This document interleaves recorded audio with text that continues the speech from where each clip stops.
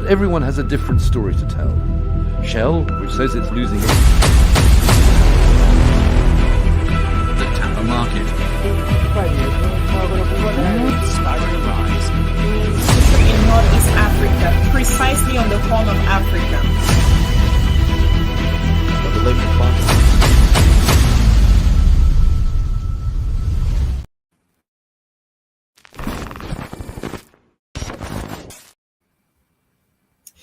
All right. Good afternoon, family. Once again, welcome to WCC, the aspect of the Revolutionary Repatriation Educational Lecture Series. Once again, this is Frank. I am your host. So welcome this morning. So as you come on, I ask you to please share the live, subscribe, like it as well, and so that it can reach to many as well as it can. Because this is a movement of liberation, a movement of letting our people aware of what is happening, whether on the African continent or whether in the diaspora, to wheresoever we live. So we are here to speak on behalf of African people and to set the record straight for liberation of African people. So today's topic, it says, just like the U.S.,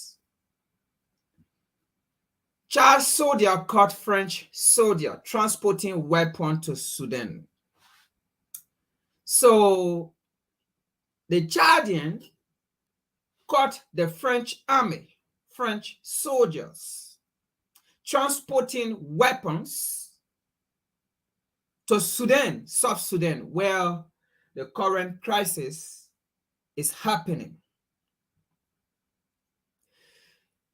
You know, this is one of the reasons we've been talking about African leaders. The mistake, one of the greatest mistakes they ever did was to allow foreign army, foreign soldiers on the African continent. Where in the world, or in Europe, or in the Western world, do you have foreign armies?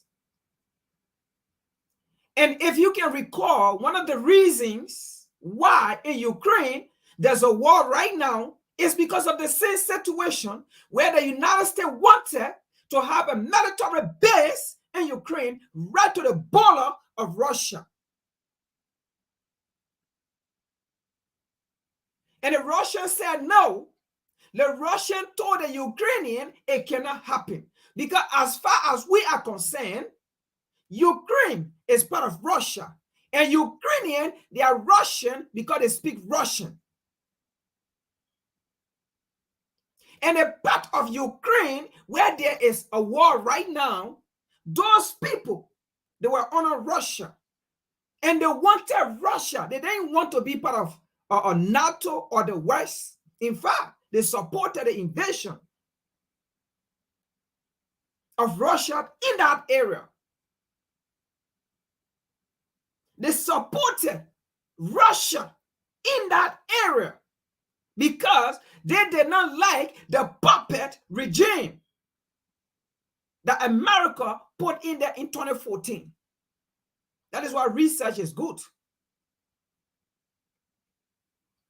So, if America were never allowed foreign military around their base, because they know it becomes so easy, it becomes a target for an enemies to infiltrate America or to get America so quickly, because where are they going to fly? They are already in America, so it is easy. So America knows that. Europe, the European nation knows that. Where in Europe do you have Chinese military? Where in Europe do you have Russian military? Where in America do you have foreign military? But hold on to the African leaders. They are the problem to the situation and issues we face on the African continent on a daily basis. Even as we continue to point hands at the enemies, The African leaders are the problem.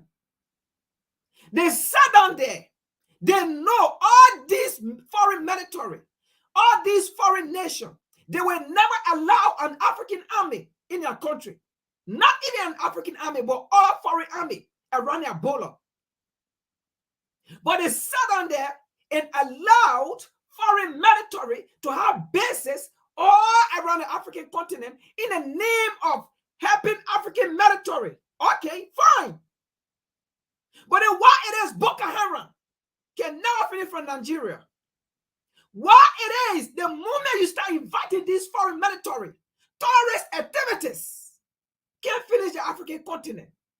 Proxy war, coup d'etat, why it is? You African leader, you create the enemies for yourself, and the enemies are doing well.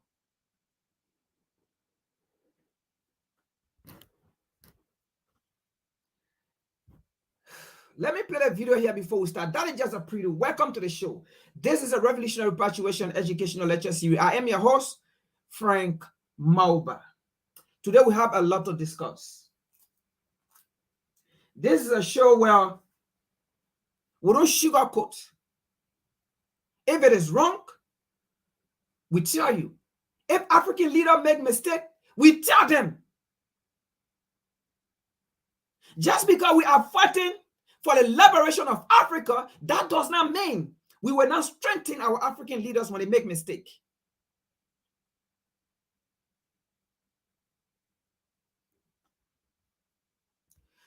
Before we proceed, I want to play a video here from Dr. Kwame Nkrumah, and I will use that as my thesis.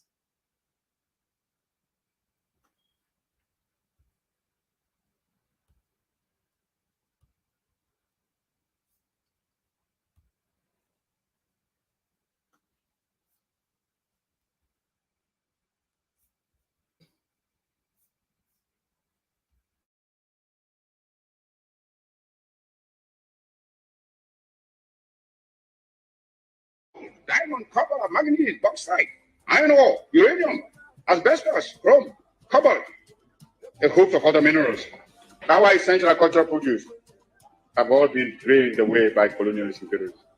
Africa is far from being poor. It is Africans who are poor, not Africa. And they are poor because of the uncounted profit that has been made out of the exploitation of their labor and their lands. I raise this point so that it will stay in your minds when you may be tempted by the seductive promises of new colonialism to forget the real character of colonialist imperialism and be persuaded away from your own true interests and those of Africa.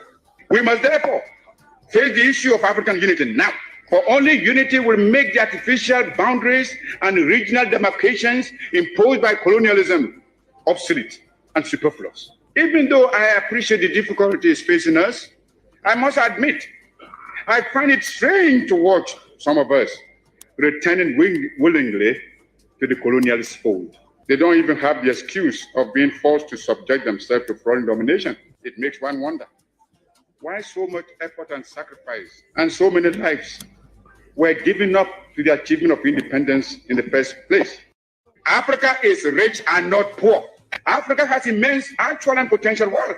Gold, diamond, copper, manganese, bauxite, iron ore, uranium, asbestos, chrome, cobalt, a host of other minerals. Our essential agricultural produce have all been drained away by colonialist imperialism. Africa is far from being poor. It is Africans who are poor, not Africa. And they are poor because of the uncounted profit that has been made out of the exploitation of their labor and their lands. I raise this point so that it will stay in your minds when you may be tempted by the seductive promises of new colonialism. Now, Kwame Nkrumah raised this point as a reminder to the African leaders, as a reminder to the African leaders, to the African authority of the end games of neocolonialism and the imperialists. Don't forget, he's telling you these people will never change.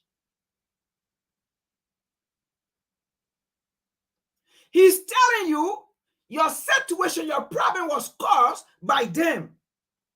Then how can they come to protect you?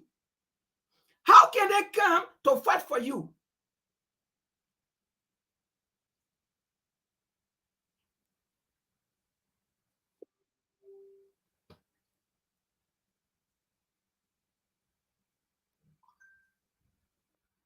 These are the people we get independent from. And when we were getting independent, it was not by happiness. It was by sorrow. It was by suffering, torture. It was chaos. So how can these people come back again to come and say, we are bringing our military to come and protect you? Nkrumah was telling us that these people, they will come in a very sophisticated way. So he said, I'm reminding you not to go back to the neo-colonialists, to the imperialists, because they are not good today, they will never be good tomorrow. And you allow these people to take their army, their bases, and bring it in Africa. When African people are dying on a daily basis, only in Africa, where the enemies, the rivals, the terrorists get all the modern weapons, get all the European weapons. But the African army, Africa does not have army. I don't even know why I say African army. But those colonial nation army, they never have modern weapons. But then how can it is in Ukraine? Ukraine have all the modern weapon, the Western weapon. The enemies don't have it, but Ukraine have it. They supply Ukraine with billions of weapons. I thought the enemies, if Putin is the enemies, I thought Putin is the one to have all the modern weapons. I thought Putin is the one to have all the European supply, all American supply.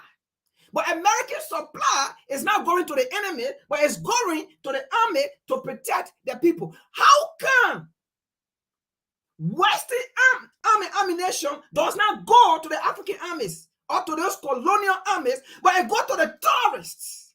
If you go to DRC Congo, the army ammunition, those modern weapons are foreign made.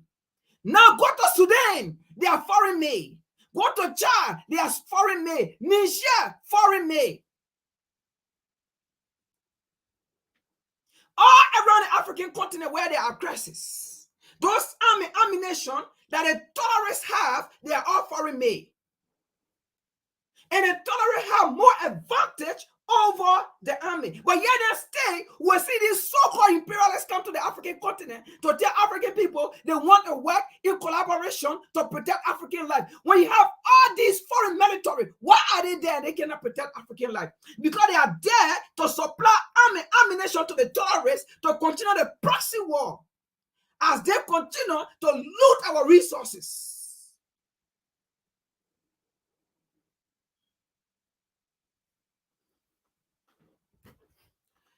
Because of that statement, let me show the video here. It's not on my list, but I'm going to show it because of that statement that I just made. It's not on my list, but I'm going to show it.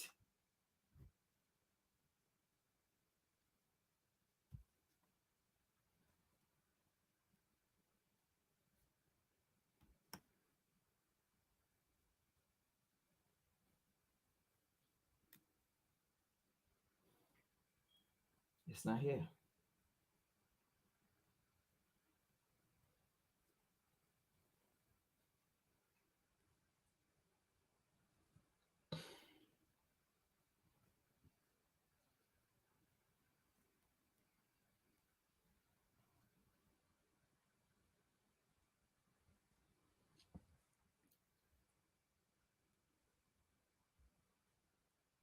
Bear with me. If I can't find it, oh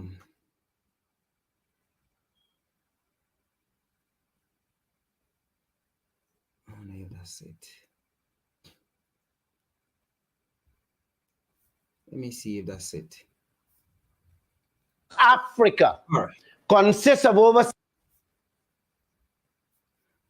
Because of that statement I just made, let me show the video here quick before we go.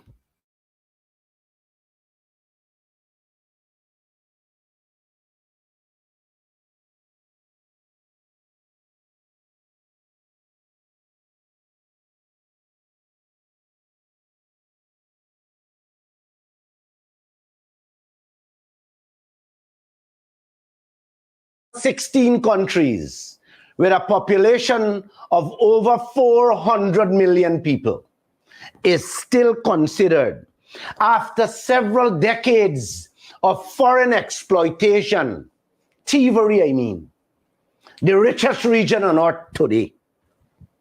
Please listen to how the masses are living. West Africa, which is made up of 16 countries, and all of these countries today are in the embrace of neo-colonial exploitation and oppression.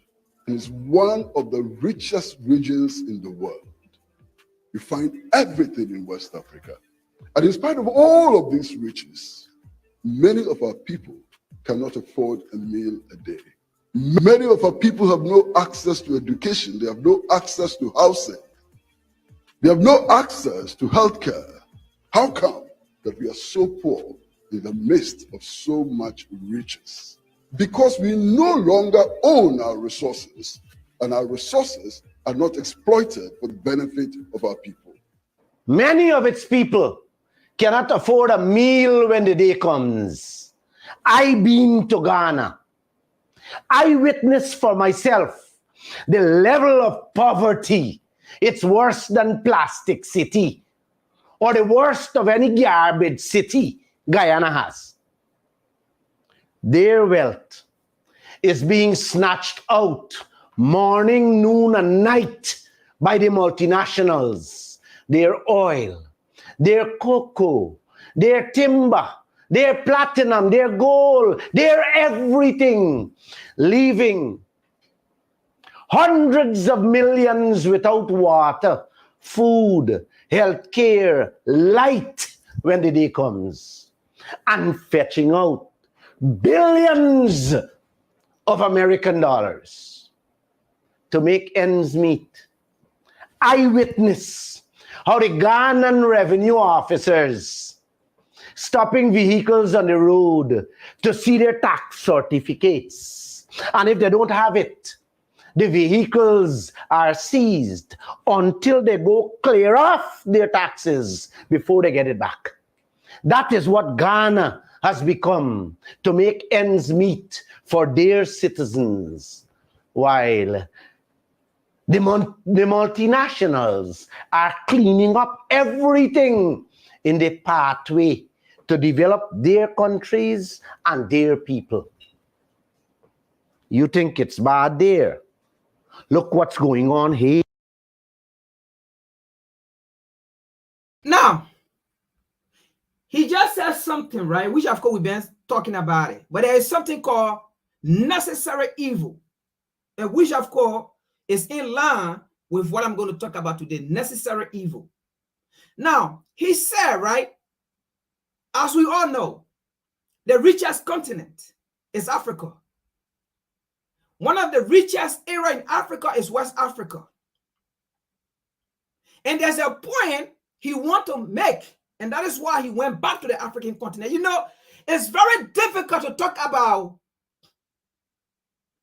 African nations outside of Africa without talking about the African continent. And that's why he went on the African continent first. That's why he's talking about the African continent first before going to Guyana. He want to make a distinction right there. So listen to him. So there is something I'm going to talk about today. Necessary evil. They take the resources and they carry it to their country. They bring it to America and Europe to develop their economy and make those countries or the continent poor. And the people that live in that area poor. And that is what Nkrumah said. Africa is now poor. But it is Africans that are poor because America and Europe, along with the colonial puppets or colonial governments in Africa, make African people poor.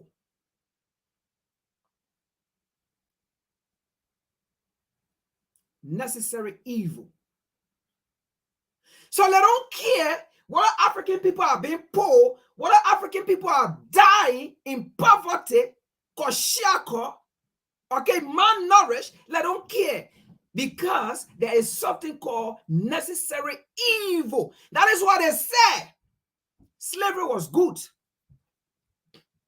That is what they say. Colonialism was good. Because it was necessary for them. We see it as evil, but to them it was necessary. So you see what I mean by necessary evil. Today was necessary because it provides a life for them to make them superpower today. It provides a life for them, making them to look down on us, on African. Necessary evil. To torture people, lynch them, rape them, and you say it was necessary. What kind of evil is that? And you say it's necessary. It was necessary. You rape men and women, and you say it was necessary. You fed African children, babies to alligator, and you said it was necessary. You cut all their hands, their feet, and you said it was necessary. You make them to work for 400 plus years, and you said it was necessary. Necessary evil.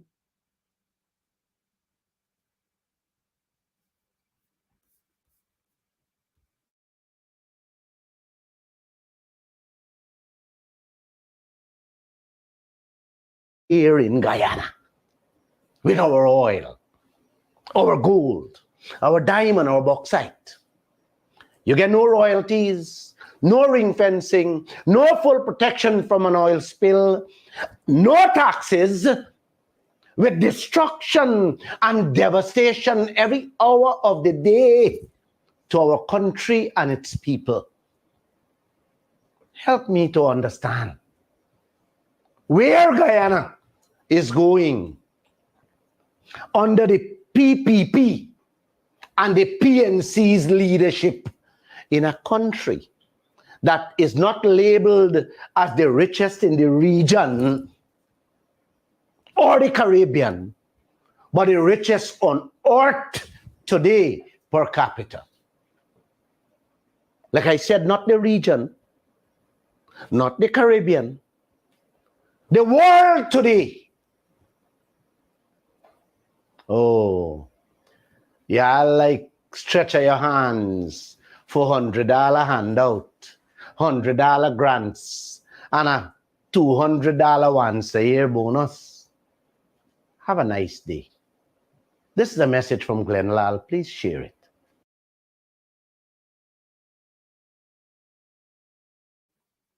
Let's go back. So in Guyana, right, there have been discovery of ore. As we speak right now, that little tiny nation, that island nation, is the richest nation in terms of ore in the world right now.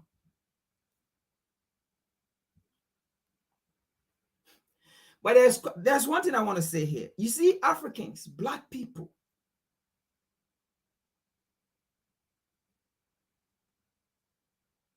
everybody know that African people are the creation of the world. Everybody know. Only African people don't know. Almost every black nation, whether on the African continent or out of the African continent, there is something of a resources there. There is no one black nation that you will ever count up without any resources or valuable thing that the world needs. Look at Haiti right here. So Guyana has now been discovered as the richest nation in the world in terms of oil. Not the Middle East no more. But look at the life of the Guyanese that go to Africa again. What is wrong with African leaders?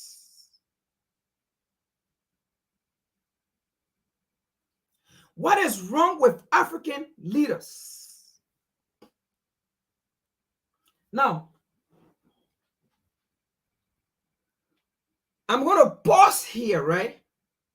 And then come back to the African leaders that visited Ukraine, because there's a connection I want to make. I've already set my thesis. So we're going to come back to what we just discussed, all right? This is a Revolutionary Repatriation Educational Lecture Series. Be with me. I'm going to come back to what we just discussed, or what I just showed you. But I want to make a distinction. So we're going back to Europe now. We're going back to the African leaders that went to Europe, to the so-called Ukraine war. Was it fruitful? Was it necessary for the African leaders to be in our era? Was it necessary? I, for once, it was never necessary. But for somehow, they were able to get some knowledge or something that was inheriting, that America had, the European nation had, but Russia, Putin was keeping it. And when he met the African leaders, he showed it to them. He said, this is it right here. I would say that's the only good thing that came from there. But the African leader being in Ukraine was unnecessary. You have war on the African continent, supported by European nations. You have terrorist activity on the African continent, supported by European and the West, where France was caught carrying weapons to Sudan. Who were they carrying it for? And you left it, you go into Ukraine to save who? What kind of peace agreement? Do you know the underlying factors of the war in Ukraine? Do you think America or Europe needs your presence in Ukraine? All America and Europe want you to do or want you to do is to just go against Russia, period. They don't care about you going to Ukraine to go make peace talk, what talk. You think they care? All they care for is to go against Russia. All they care for is to go against China. That's it. But now, if you go against Russia and China, is that in the African people's favor? Absolutely not. Because with China and Russia, Africa will be liberated if only African leaders use their senses. With Africa, with Russia and China, along with Iran and other nations, Africa will also become superpower if only African leaders use their senses. Yes, the Chinese did it. That is why today, after 15 years, China is part of the superpower today. North Korea did it. That is why after 15 or 20 years, North Korea is part of the superpower today. How about a continent like Africa? Or because we see each other as colonial nations? We are a continent. Nations that are not even a continent. They are just nations. They are superpower. How about a continent? If we use our senses, we can become superpower too. America and Europe want Africa to go against China and Russia, not because it's in the favor of African people. That is what they call necessary evil. It is necessary for African leaders to go against China and Russia. Necessary for them, but for us, it will be evil because it will do us nothing good. It will not empower us. It will not take us from captivity. We will still be under colonial rules. Because after we finish, we do their work, and then they come against us. It's to save the American and European empire if we go against China and Russia. It's to save them. But if we go with China and Russia and get their support, it will empower us.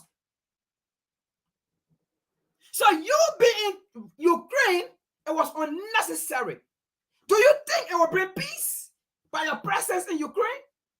Do you know who is fighting our war? Do you know who is funding our war? Do you think your presence there was necessary?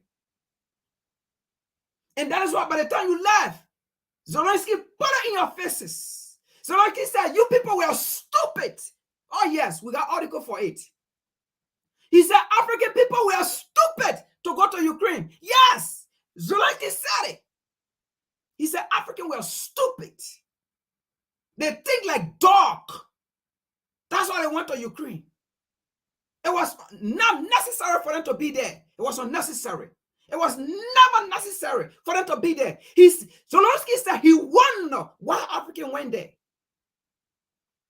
He wondered why they were there. And he said it was a mistake for them being there. Because you people did not come to your colonial master. You people did not come to America for America to take you there. That is why they detain you people to the Polish airport. It was the West that told them. It was America that told them, detain those people. Yes, that is why they detained South African delegates and their president for 24 hours. Why you people went there for? You got war in DRC Congo. You're not paying attention. You got war in Sudan, no attention. Chad, Niger. You got war all around the African continent, no attention. Why did you go to make peace? Unnecessary peace. Do you know the reason why there are war in Ukraine? The reason why the war in Ukraine is for you, African. If you don't know, it's to weaken Russia because more African nations were going to Russia. Let's saw what Russia did in the 60s. When Russia helped African leaders to get independent, when Russia helped the African continent to get independent. So they know with the proliferation of African leaders to Russia, Russia is a heavyweight for African people to run to. They will rise up because they have seen in 15 years what China have done on the African continent to transform Africa. So if they see African leaders going to China, not only in technology or whatsoever, or bridges or road, now we're talking about weapons. We're talking about arsenals. We will pay it because we got the material.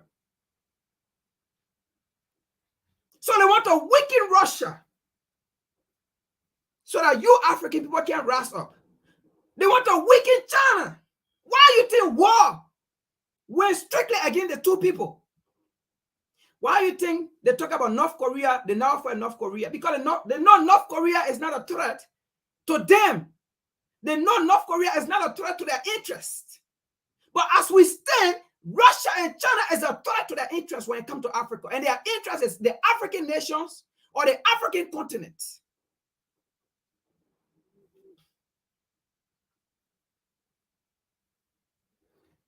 That is why they are going against Russia and China because of Africa. Why do you think they run on the African continent?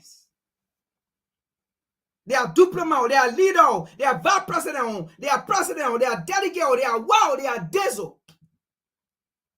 They travel on the African continent than any other area in the world.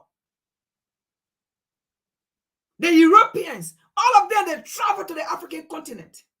Have you not realized the power you have in your hands? Do you think you have to work with European or America before you can be who you are? Or recently we saw that in France. We lost some of their comments. We lost some of their video, but it was not even necessary. Have those meetings on the African continent. If anybody is to be there, let it be African nations that are outside of the African continent. Let it be African leaders that will come there. And if you are to come to South America, come to the South American nations and meet those African leaders and sort out African problem. But let's continue here. Let's see the first thing here. Now look at Ukraine. The visits African leaders did in Ukraine. And this is what Zelensky told them. Stupid. Yes, that's what Zelensky said to our African leaders. Dumb. What you guys are doing here?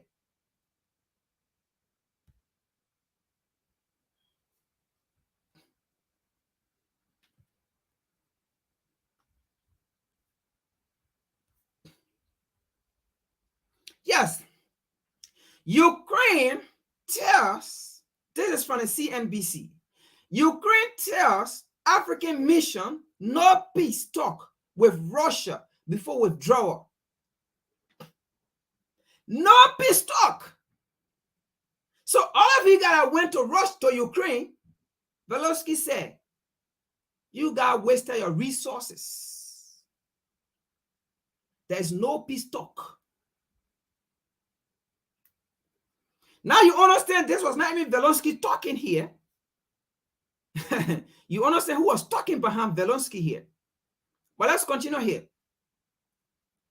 Ukrainian President Zelensky said after meeting African leaders in Kyiv that peace talk with Russia will be possible only after Moscow withdraw its forces.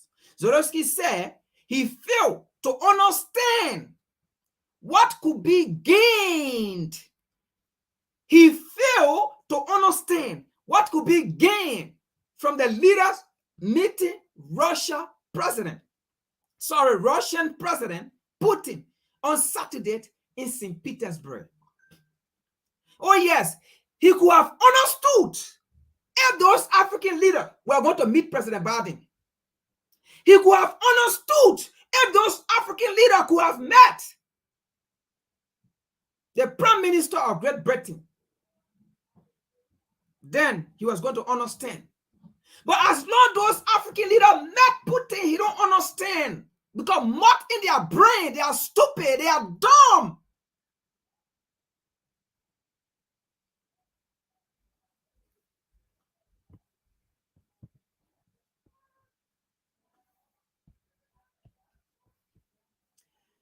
Ukrainian President Zelensky said after meeting African leaders in Kyiv on Friday that peace talk with Russia will be possible only after Moscow withdraw its forces from occupied Ukrainian territory. Zelensky added that he failed.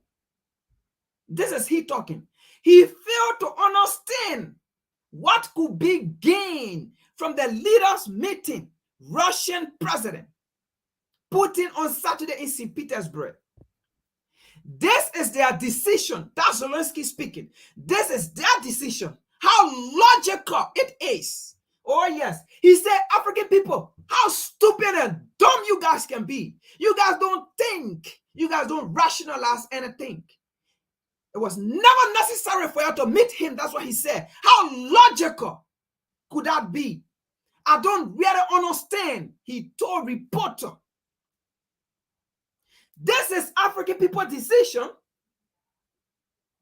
After meeting me, then when they met Russian president, instead of Barack Obama or Biden, instead of the Prime Minister of England, they never met those people. But when they met Zelensky, how logical could be? I don't really understand. That's what he said.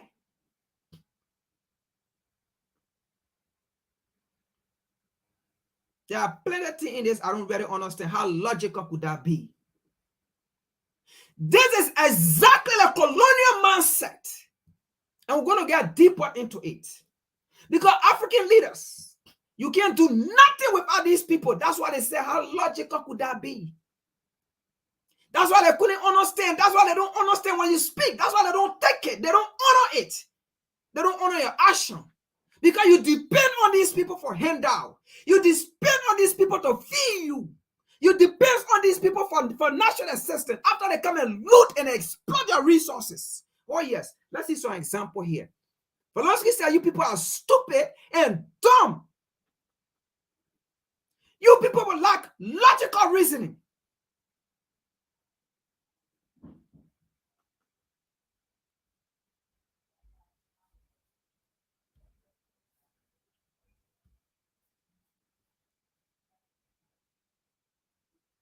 So let's see here.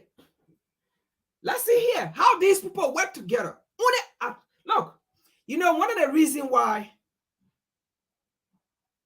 whether on the African continent or in the diaspora, everywhere African are, one of the reasons why we always face problem, we are not united. Everyone are united except African people. Other races, other people quite to see their common interest, despite their differences. Only African people never see their common interests. African people always rely on their differences. African people never see their common interests. The only thing African sees, their differences. They use their differences more and more to divide each other, to cause chaos, to create confusion, their differences. But they never see their common interests. While other people see their common interests, despite their differences, African people, we lack that vision. And that is our problem.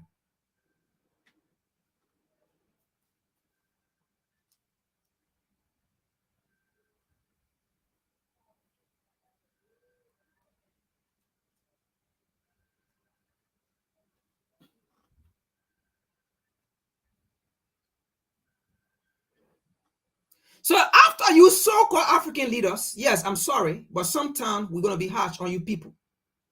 After you, some of these so-called African leaders, when they met these people, look at their actions to let you people know that they don't need you.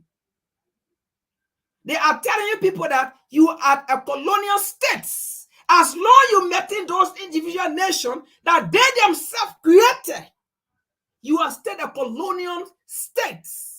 So they will treat you like a colonial state. You are not a continent. As long we keep those borders, those nations created in 1884, as long we keep them, they don't care. They see us as colonial states. After our colonial leaders went to Ukraine, see what Joe Biden, the West, see what they did to send a signal to those colonial leaders who call themselves African leaders. They are telling you, hold on, let me take this out. I will go back. They are telling African leaders, you cannot even make peace on your own African continent. Where are you going to make peace in Europe? You cannot make peace in Sudan. Where are you going to make peace in Europe? When they are the ones supplying Ukraine with weapons, how are you going to make peace when you are not the one supplying the people with weapons? When you are not the one behind the war in Ukraine, how are you going to make peace? You don't make peace in Sudan. You have never make peace in DRC Congo. How are you going to make peace in Ukraine?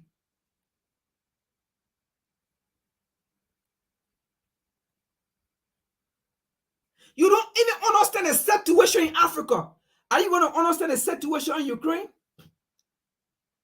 Because in Africa, we blame one another.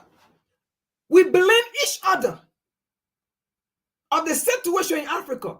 Meanwhile, it is external factors who are behind it, and they know it. You don't solve it. Are you going to understand the external factor of situation in Ukraine? But this is what I got to tell you.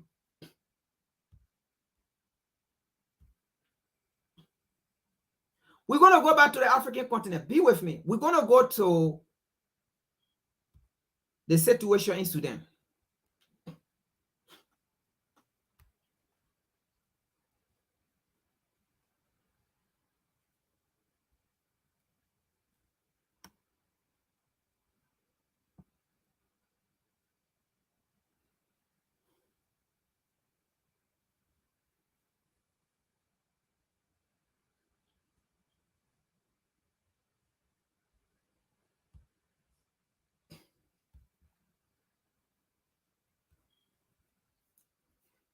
So, after African leaders visited Ukraine, this is what happened. This is why the West came out to tell African leaders, you don't understand the situation in Ukraine. You don't understand. All we want you to do is just go against Russia. That's all we want you to do. We are not asking you to come and talk peace talk. And that is why Zelensky said it was unnecessary for African leaders to even visit Putin.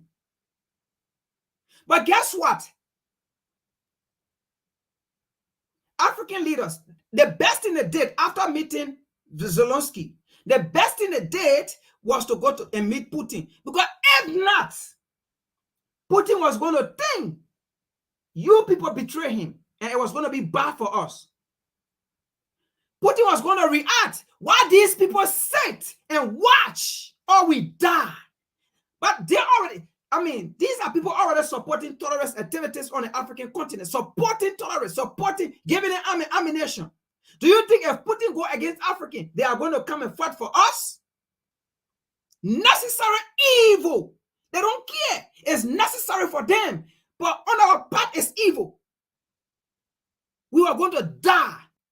Because Putin was going to say African people betray them. Because y'all went and met Zelensky and then went back to Africa. It was going to be bad for all. It was necessary for them, but evil for us. Necessary evil. They was never going to care.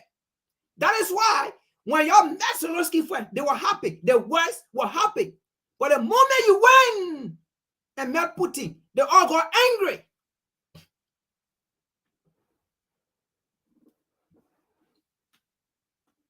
Right there, America said that you African, you are exercising your power. This is not a time to exercise our power. We are not there. We don't have military. How are we going to exercise our power? We don't even have military. You still backing the people for money. You still backing the people to bring a military on the African continent where they can't even protect you. Then you want to show power? It was not a time for you to be there. Never the time. These are some of the reasons they don't want African to be on the UN, to have a permanency, because the power you will have. You people can't reason. You people can't. I mean, that's what Zelensky said. You people don't reason logically. You don't have power, but you try to show your power when you are not even there. But you go into Ukraine, and from there you went to Putin. Right there, America was angry. America was like, this is the reason we don't want to allow these niggas to have permanent seat in UN. Because they are already showing power. They don't even have power yet. They're already showing power. Look at these niggas. That's why they don't want to allow you to have permanent seat. Because they know the damage you will cause to them. Necessary evil.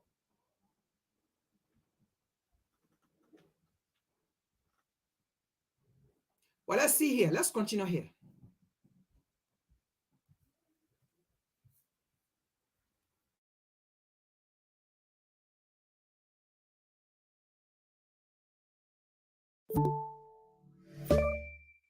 Take one. My name is Andre Jean-Pierre. I live in Lakewood, California.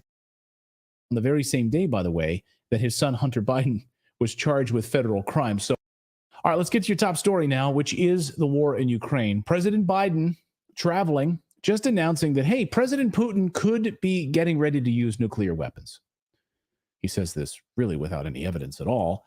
He made this announcement on the very same day, by the way, that his son Hunter Biden was charged with federal crimes. So I guess take that with a grain of salt.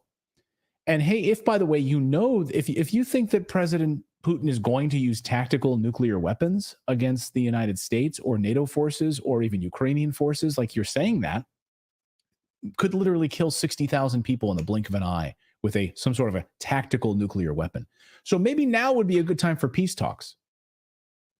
Just saying, right? If you're saying this, then why on the very same day, literally Anthony Blinken then rolls out and says they're going to roll out another $1.3 billion to Ukraine. So the president says, oh, he could be using nukes if this gets out of hand.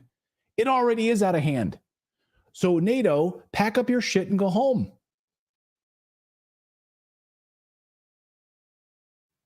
Sorry, folks, I'm going back and forth. So now, pay attention. You so-called African leaders that went there. Now you see how you going to make peace when they are still sending billions of dollars? What for ammunition? Where is the peace coming from? This was a slap in your faces because you don't understand the factors or the cost of that war. You don't understand the cost of the proxy war on the African continent. Are you going to understand the cost of the war in Europe? You don't make peace on the African continent. Are you going to make peace in Europe? Go and make peace in DRC Congo. Go and make peace in Sudan. Make peace in Africa first. Unite the African continent. Unite the African leaders.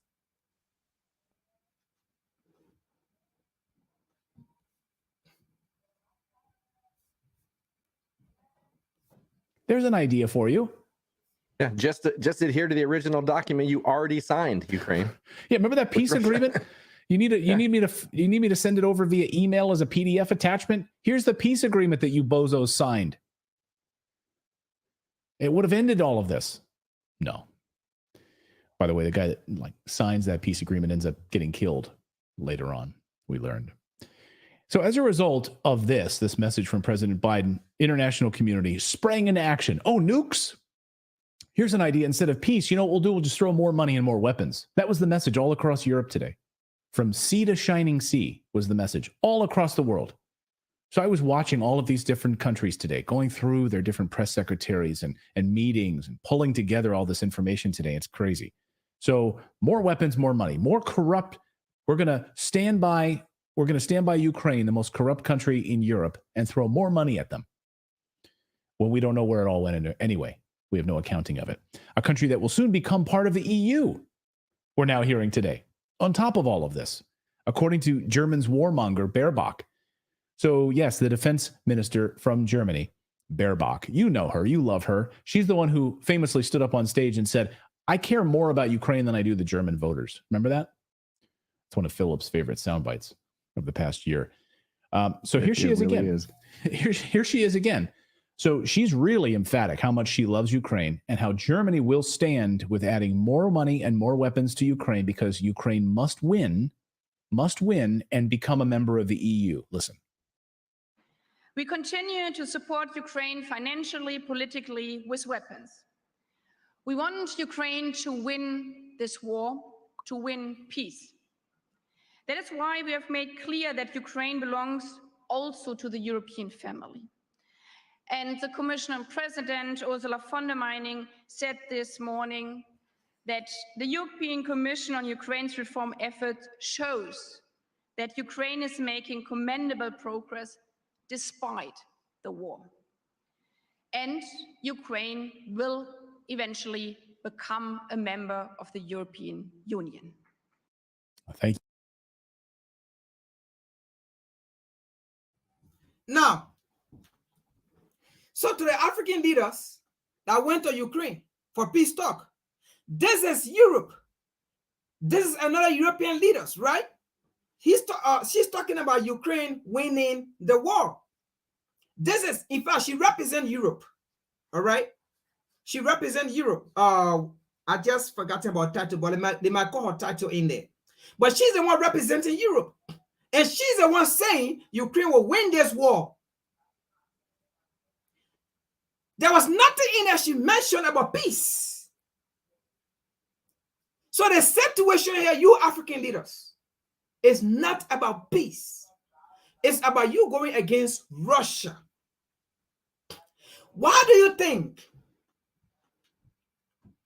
when Europe and America was talking about peace or was talking about this whole situation in Ukraine, they never went to the Middle East, they never went to Dubai or what? All of them went to Africa. They were all telling Africans to go against Russia, go against Russia, go against Russia. They never went to how they call it, to Australia. They never went to Asia. They never went to Canada whatsoever. But all of them went to the African continent because it's about the African continent. Because they know that African leaders, Africa right now have options. We have options with Russia, that is another superpower. that have technology, that have a system that we can build on. They know Africa also have choice to go with China because China have a system. If we are smart, we can build on. They know that Africa can never build on a system America and Europe have, because the system America and Europe have, it is a colonial system that was set during the 1884 Berlin Conference. And that is why they said they're going to make sure Africa and her descendants will never rise. And they sought a system where Africa now had the choice to follow. So in order to destroy that system that Africa have, the choice to follow, so that Africa can rise, so that they can continue to exploit the African people, the African masses, their resources, their labor, is to destroy China and Russia, to whom Africans are running to. So they have to create a proxy war somewhere down the line. And Ukraine was the target in our region. As Taiwan is the target in a region for China. Ukraine is the target in a region there for Russia. Because they will use Ukraine as a proxy area to fight Russia. And they will use Taiwan as a proxy area to fight China. Because those are the two nations. Look, those are the two nations that Africans are doing business with.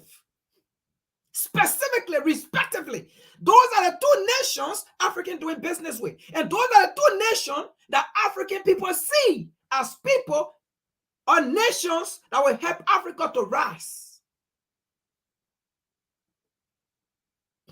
African making cars, it was not about America and Europe. African making some kind of a petty weapons, it was not about America and Europe, because they don't even want it. It's not something that they ever dreaming about. That is why they told China, you are making a mistake.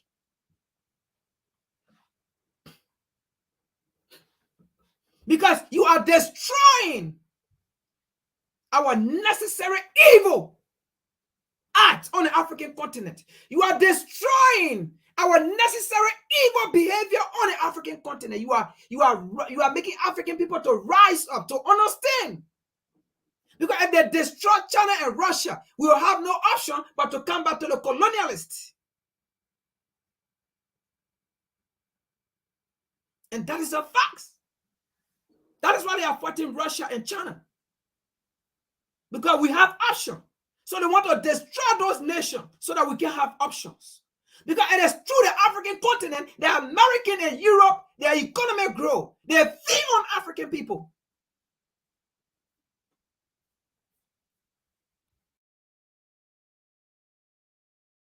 Thank you, Foreign Minister. I said Defense Minister. I meant Foreign Minister. And I love how she called Ursula. She called her Ursula von der Leyen. Did you hear that? Or von der Mayen? Von der Mayen. Thank you. Thank you. I know English is not your first language, Baerbock, but you sure talk like it is. You seem pretty emphatic and very straightforward when you want us, and you underlining it, pausing, letting us know that Ukraine will become a part of the European Union. Just like Ursula von der Leyen said today. So what did Ursula von der Leyen say today? Well, Ursula von der Leyen said, Ukraine is fighting for us. I didn't realize that. To be honest with you, I didn't realize that. I thought they were fighting. Well, first, I don't know why they are, to be honest with you. But, well, it's for democracy, which is all of us. We all have to care about democracy. Then von der Leyen and American tradition and values. Then von der Leyen is right then, I guess. Ukraine is fighting for us, according to von der Leyen, whose hair hasn't moved since the 1980s. Watch. Because Ukrainians are fighting not just for their sovereignty, but we've just heard it also for us, for our values, for our freedom, for our democracies. We can never match their sacrifice. Yeah. So they're just at night when you go to bed, you're tucking your kids in. I want you to remember. So you hear it. You see Europe, right? Ukraine are fighting for the survival of Europe. Ukraine is fighting for them because they have tried to convince Africans to go against Russia, to go against Putin, and Africans said we're going to stay neutral. Some Africans said, no, we cannot go against Russia because Russia was there during apartheid, during colonial time when we were fighting for independence. It was only Russia in the West that came to help us. So how can we go against Russia? So Ukraine is fighting for Europe, for the West. Because if Ukraine is defeated, that means their empire fall. That means Europe fall. That means America fall. That's the underlying factors there. Let's continue here a little bit. I'm going to forward that video.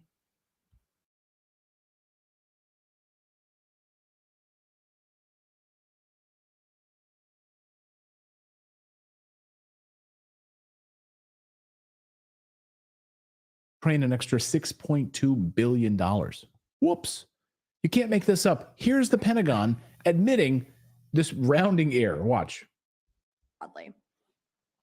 Following up from some announcements earlier this year, during the department's regular oversight of our execution of Presidential Drawdown Authority for Ukraine, we discovered inconsistencies in equipment valuation for Ukraine. In a significant number of cases, services used replacement costs rather than net book value, thereby overestimating the value of the equipment drawn down from U.S. stocks and provided to Ukraine. Once we discovered this misvaluation, the comptroller reissued guidance on March 31st, clarifying how to value equipment in line with the financial management regulation and DoD policy to ensure we use the most accurate of accounting methods. We have confirmed that for FY23, the final calculation is $3.6 billion, and for FY22, it is $2.6 billion, for a combined total of $6.2 billion. These valuation errors in no way limit or restricted the size of any of our PDAs or impacted the provision of support to you. So that is the amount the United States has spent in Ukraine, $6.2 billion. Do you think Africans, leaders, do you think your presence in Ukraine to end the war for peace? $6.2 billion. That's what America has spent in Ukraine.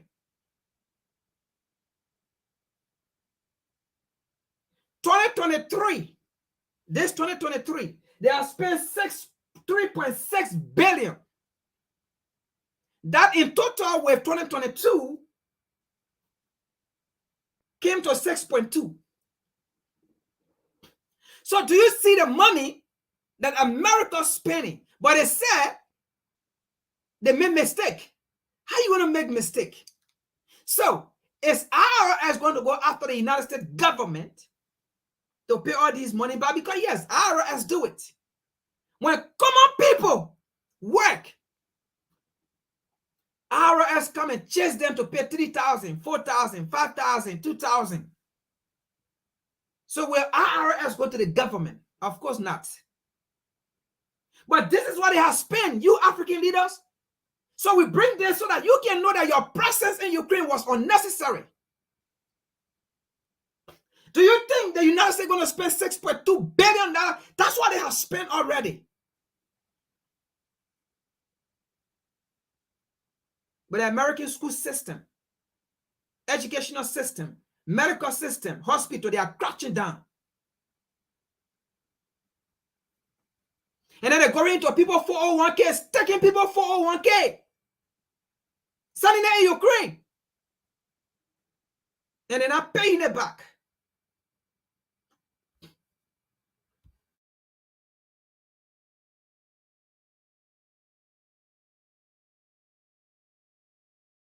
Ukraine. And while the DoD retains the authority to utilize the recaptured PDA, this has no bearing on appropriated USAI or Ukraine PDA replenishment funding approved by Congress. This changes everything we know about tinnitus. Neurologists have found that tinnitus wipes. So we're just off by 6.2 billion, sorry. So when we hired 87,000 new IRS agents to come after you for making a $500 mistake or failing to report the wages that you got from working at the TGI Fridays from your tips, just want you to know that we at the Pentagon, we're off by 6.2 billion that we're sending them. We're sorry about that. I'm gonna start doing my taxes that way. Just when I factor in like how much of my apartment is the office that I use, for my business, I'm just gonna like, oh shoot, it wasn't $134,000 a month. My bad. Right. My bad. I'm sure I wouldn't end up in jail for that. Yeah, no, I'm sure you'll be like Hunter Biden. You'll be totally fine. Don't worry about it. Don't worry about it. During the winter, I didn't even think a black box would cost $50,000. Right. It costs more than the black box. Right. So Rishi Sunak was at the Ukraine Reconstruction Conference today and provides the real reason that we're pumping so much money into Ukraine. I don't know that he wanted to admit this publicly, but I think you could read between the lines. Watch. During the winter, Russia tried to destroy Ukraine's energy. By the way, I believe that's the Prime Minister of England, right? All right. So we are showing these videos or these things to see where African people that it was unnecessary for them to go in Ukraine. So now you understand the war that is being fought in Ukraine so that you people can understand. Focus on the situation on the African continent. The entire Africa is in war, chaos, proxy war, coup d'etat, supported by the United States government.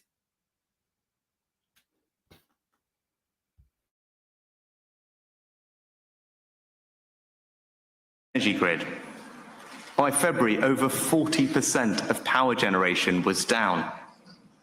But now, because of that incredible ingenuity and defiance, Ukraine has got the grid back online, and they're even able to start exporting electricity back to Europe. As we've seen in Bakhmut and Mariupol, what Russia cannot take, it will seek. All right, to the African leaders again, and to some of you so-called Africans who think Putin is the problem. Now, America have just spent $6.2 billion, right? Look at the screen here. If you look on the screen here, you're going to see $2.35 billion. So the Prime Minister of England, look right here, just pledged. He pledged $2.35 billion to Ukraine, while the United States just saying has spent $6.2 billion. So do you think your presence in Ukraine was about peace talk? Do you think the whole situation about Russia and Ukraine is about peace talk? It's about defeat to Russia because they see African people having options. They see African people having options. The issue here is not for you to get options. Don't decide where to go. Let them decide for you. So do you think their war is about peace? How can they talk about peace when they are pumping billion, not even million? All the figures are in billions. So we bring it there so that you can know, in reality, to be real here, Putin is not a problem. Let me be frank here. Putin is not a problem. How can you be you putting a fuel on a fire and you say you try to cut off the fire? You putting gas on a fire and you say you're trying to cut off the fire. Instead of you calling water tank, you call it fuel tank to come and cut off the fire. How can that be? So they are putting in African people faces that we are spending all these billion, and then you come and talk about peace. Ukraine is fighting for the West democracy, for the West freedom, for the West empire. You think they're going to listen to you Africans? It's because of you. They are fighting war with Russia and China because of you.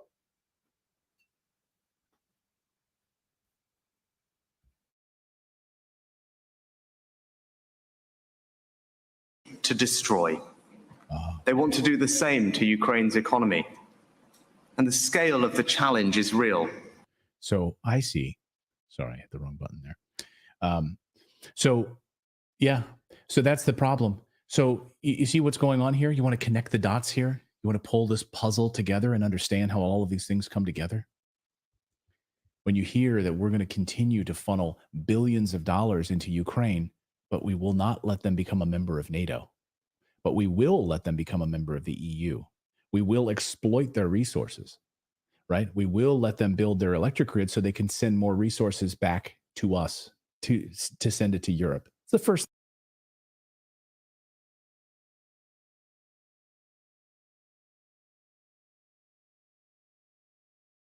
All right. So you see right there, necessary evil. So if these people, now this is for all African, necessary evil. It is necessary for them.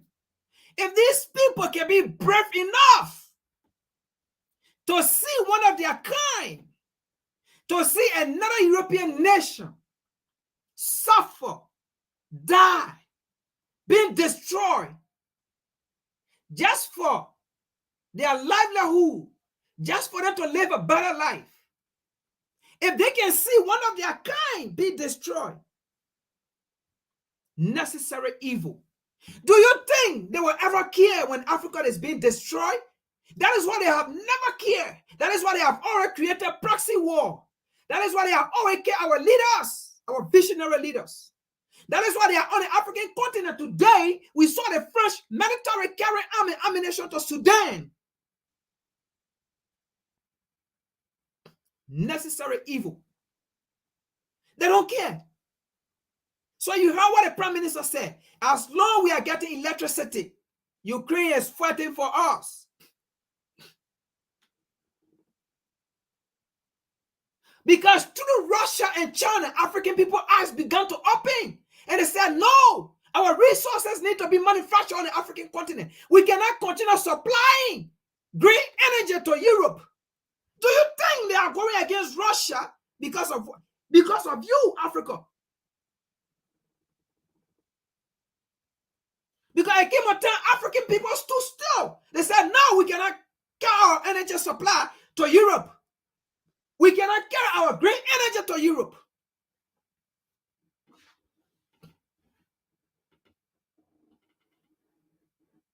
We need to produce or manufacture our supply here in Africa so that our African people can benefit, our African continent can benefit because of Russia and China.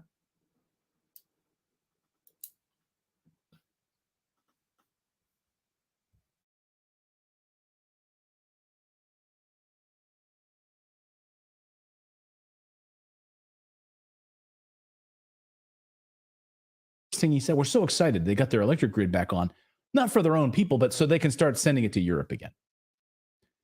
And your grain and all of the other stuff that we rely on out of Ukraine. Like, let's get that up and running again. That's why BlackRock teens. But wait a second, didn't we already have a peace agreement that was already signed? So now we need to send weapons in order to get us back to the peace table? Do you see how this makes zero sense? Here's Ann Applebaum. A 2,000-year-old natural extract proven to give men a rigid, thick, throbbing. Do the Russians have this capacity to just take the pain and put more troops through the meat grinder and just keep going? Well, as I said, one of the things the Ukrainians are trying to do is to convince them that that won't happen. But there's also some diplomacy about that. So why is the U.S. giving Ukraine F-16s, which has now been announced? Why did the Germans finally decide to give Ukraine tanks? Of course, there are military reasons for that, but those are also signs to Russia that we aren't going to stop. In other words, you can keep your war going, and we are also going to keep the war going. Okay. So I just want to understand this. Help me understand the logic of this. Like, in order for diplomacy to happen, we need to send F-16s to Ukraine that will be blown up upon landing there.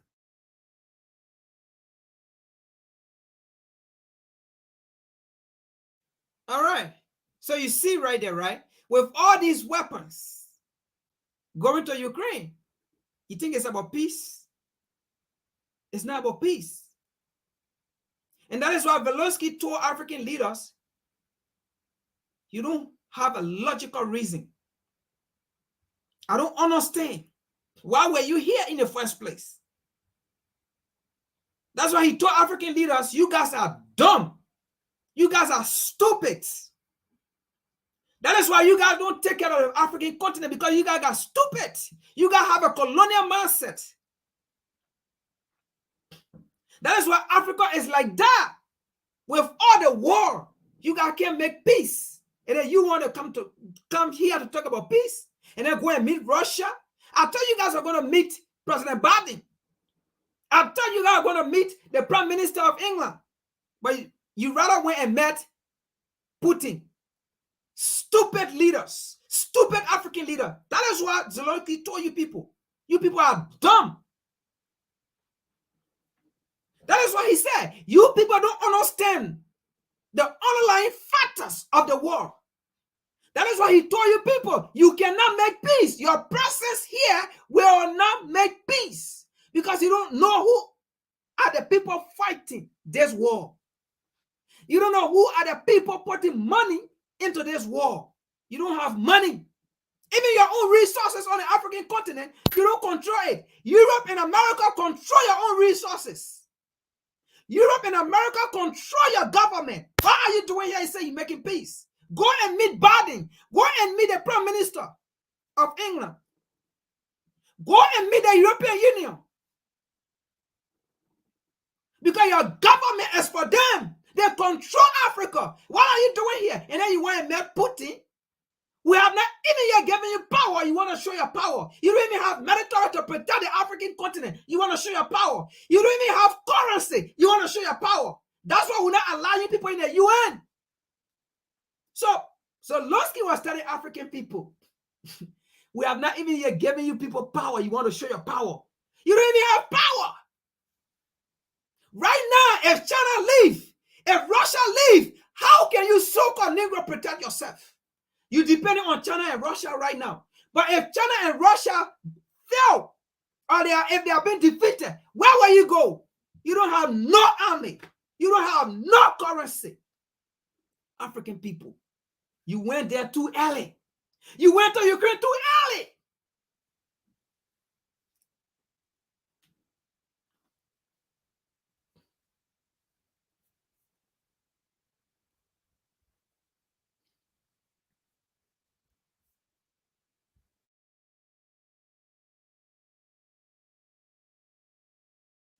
There's no pilots to fly them. So this is how we get back to the negotiating table, by sending as many weapons as possible. This idea of using nuclear war to ratchet up to peace, like that makes absolutely no sense. Listen. John Quincy Adams spoke for all of them when he said, America goes not abroad in search of monsters to destroy. Today, I want to recall that memory, because this forever war, which has so drained our nation's vitality, now threatens to plunge the world into the unspeakable horror of nuclear Armageddon. And I speak, of course, of the situation in Ukraine. I abhor Russia's brutal and bloody invasion of that nation. But we must understand that our government has also contributed to its circumstances through repeated, deliberate provocations of Russia going back to the 1990s. Democratic and Republican administrations have pushed NATO to Russia's borders, violating our own solemn promise from the early 90s, when we pledged that if Russia made this terrible concession of moving 400,000 troops out of East Germany and allowing the unification of Germany under a NATO army, a hostile army, that we would commit that after that, we would not move NATO 1 inch to the east. And James Baker gave that assurance, as did the British government officials and many, many others. And yet, today, we have surrounded Russia. We have moved it not 1 inch to the east, but 1,000 miles and 14 nations.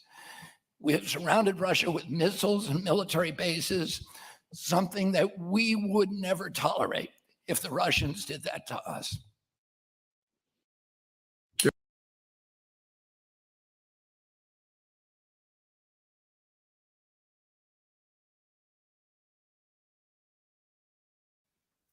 Okay, so to the African leaders and even to the African bourgeoisie,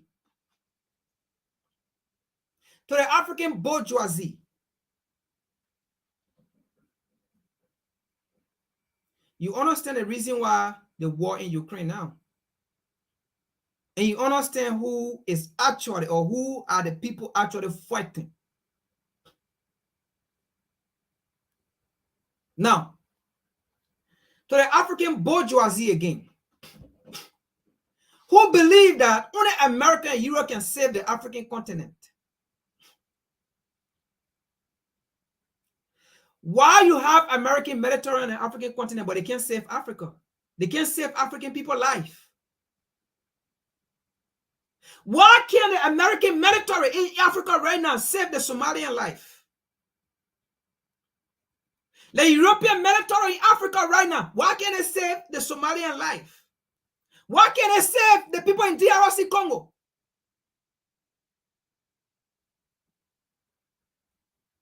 Where are the terrorists getting all these modern weapons, sophisticated weapons that the army does not have? Where are they passing? You allow foreign military on the African continent, making it easy to supply weapons to the terrorists. Necessary evil.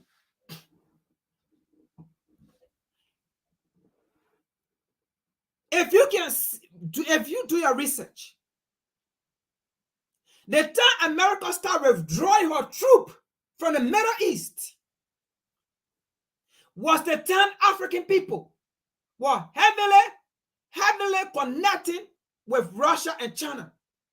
And that's the time Russia and China were heavily in Africa.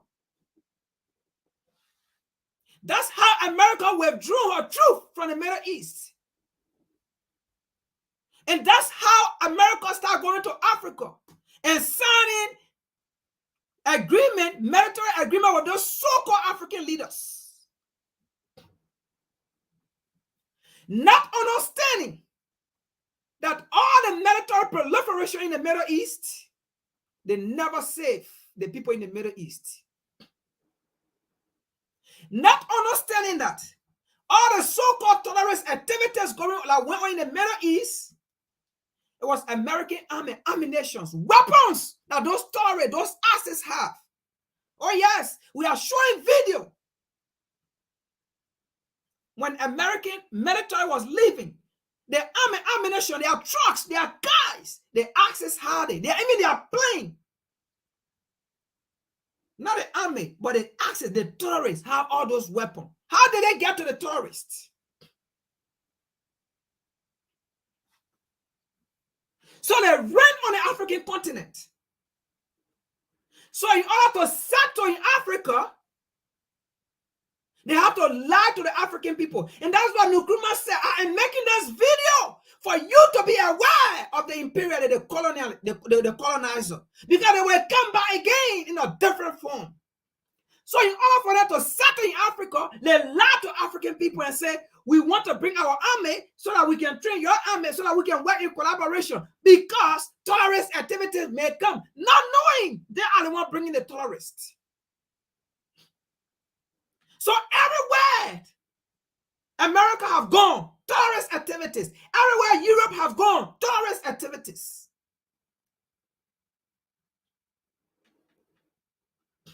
So they carry their army to make it easy to supply the terrorists. Because when are they going to fly with their plane? Where are they going to land to supply the terrorists? We will see them. But they are already on the African continent. It's easy to supply the terrorists.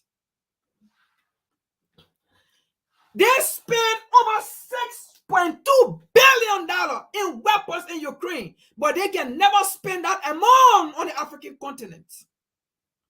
Despite they are there. I can tell you, if American army on the African continent, if they were in Ukraine like that, then by now they are fighting.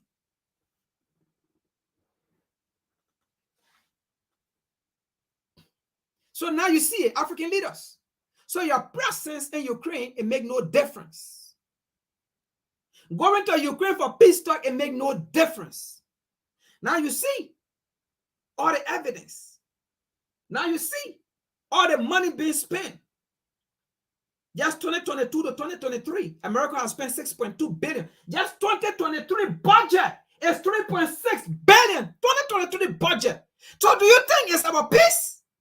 It's about peace talk? You get it wrong. Don't get it twisted. It's not about peace talk. Go and make peace on a so-called African continent that you can't manage. You still running, having meeting with European. Yesterday, we saw you people in France sitting there arguing with Macron. Oh, we need fair share. Do you think this people, they care about fair share? We need fair share in the global economy. Do you think these people care about global economy? You are just sitting there exposing your thoughts and plans for the African continent to these people. But they listen to you not. And you dare. We need fair share. That's what we are here for. We need global cooperation. We need partner. We need different IMF. We don't need an all IMF. Do you think they care to create new IMF? Don't get it twisted. They will never create new IMF. If they are going to create it, it's going to be for them, not for you. Once a colonizer is still a colonizer. It is something already in them. It has become part of it. Has become a DNA part of them. They are not willing to leave it. You know why they are not willing to leave it? They know you don't have power. You can sit with these people and talk all you want to talk. You can speak their languages. You can speak their French, their Portuguese, their German, their English. You can forget about your local languages. You can forget about your dialect. Speak that. They will never care because they know you don't have power. You don't have the currency. They have it. You don't have the army. They have it.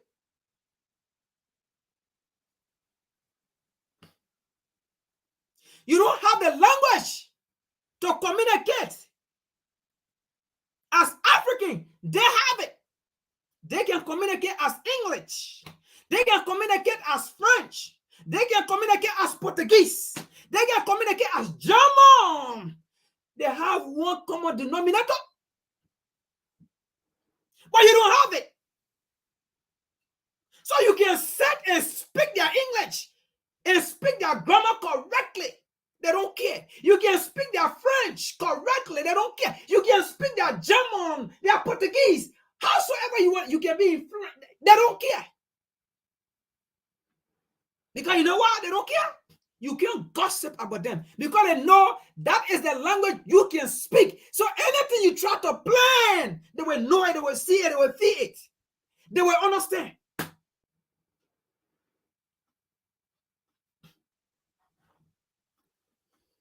Let's continue.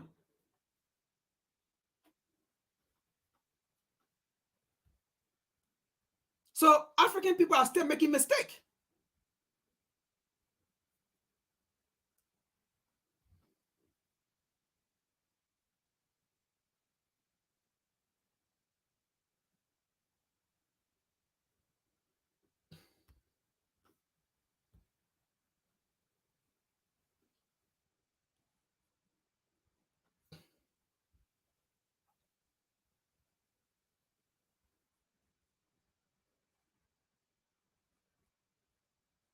So let's see another thing here again, okay? So just for you to understand what is going on, we already talked about Russia, right? The reason why they are against Russia is also about because of Africa. Now, let's see China. Recently, Blinken just visited China. Let's see the reason why Blinken visited China. Good and evil. Everything is against Africa. But we have so-called 55 nations in Africa who still thinking backward. We have so-called 55 leaders in Africa who still thinking backward. They will see the truth. They can't hide. because they think without their colonial master, they can move on. Without any colonial dependency, they cannot move on. But let's see why Blinken visited China. Necessary evil. It was against Africa.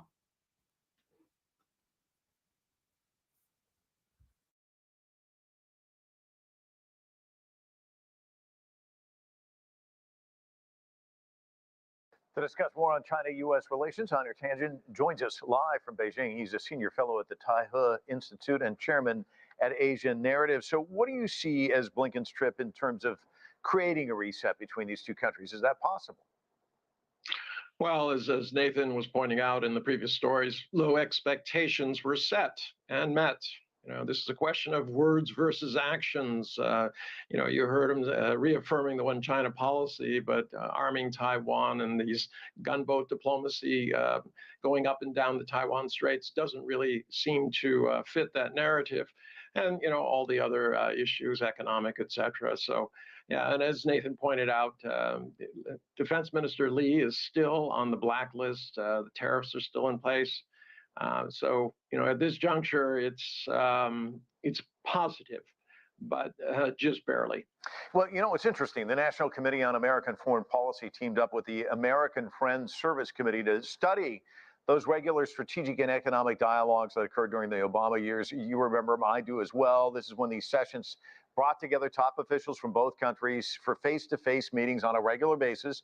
And they found that it resulted in significant benefits in areas like climate change and public health. And their study involved interviewing diplomats and reviewing thousands of policy documents. As we saw, those dialogues went away. What we've seen instead of this frosty relationship, the Trump and Biden years. Do you think the Biden administration is kind of seeing that the way back to serious dialogue is really the way to work out these differences? Well, let's hope so, but we don't really see it. There's still this idea, I think, in the White House that containing China is somehow an option. It's not clear how the end game on that would be, just like it's not clear on what's happening in the Ukrainian situation. So, at this juncture, let's hope that they do that. The dialogue has to start. 2018, as I've said many times before, U.S.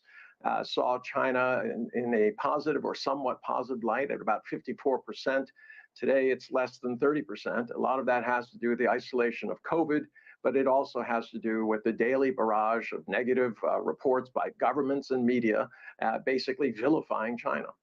So what would you say are the biggest areas of contention still that need to be worked out? Well, the U.S. has to accept that it's a multipolar world and that China has its own path, as does every single country. This idea that the U.S. has that it's in charge of managing the world, as it was talking about the Taiwan relationship. The U.S. did not threw Taiwan under the bus, literally, and kicked them out of the UN. And now they're using it as a political pawn in a game. So the U.S. has to understand that it's part of the world. It is not rule the world.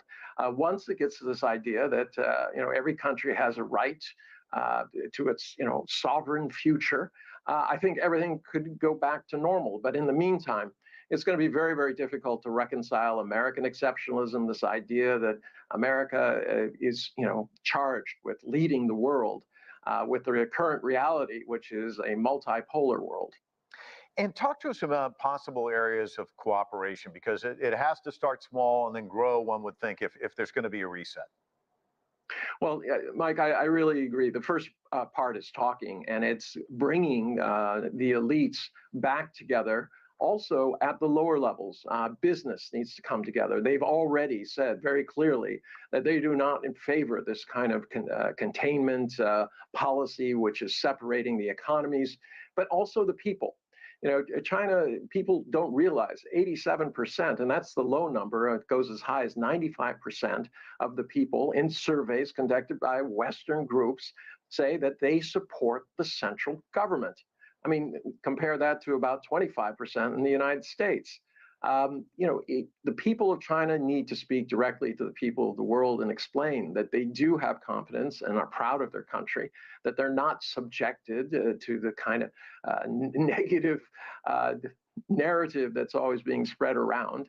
Hopefully through this, there can be a sea change. Because I don't see it happening just in Washington by itself. It's going to take multi-levels in order to change this around, because there's been too much in the wrong direction. Einar, always a pleasure talking to you. Thanks so much for your insight.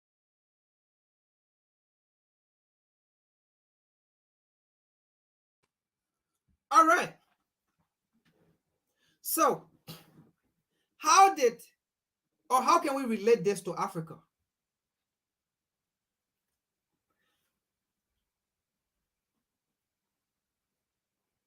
These international experts, they have done survey, right? Like he said in there. And first of all, in our survey, majority of the people supported Russia, the sanctioned nation, like he said. He didn't say Russia, but that was Russia he was talking about. Majority of the people in our survey supported the sanctioned nation, which is Russia. So they have seen on the African continent the influence of China in Africa is even more than the influence of Russia in Africa. So tell me, if half of the people in the survey agree with Russia, how about China? Because the influence of China in Africa is more than the influence of Russia in Africa. And the influence of China in the world is more than the influence of Russia in the world. Henceforth, they're not stupid. They know that the approach they took,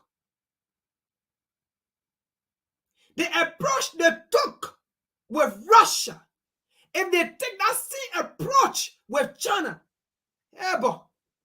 it's going to be a different ball game.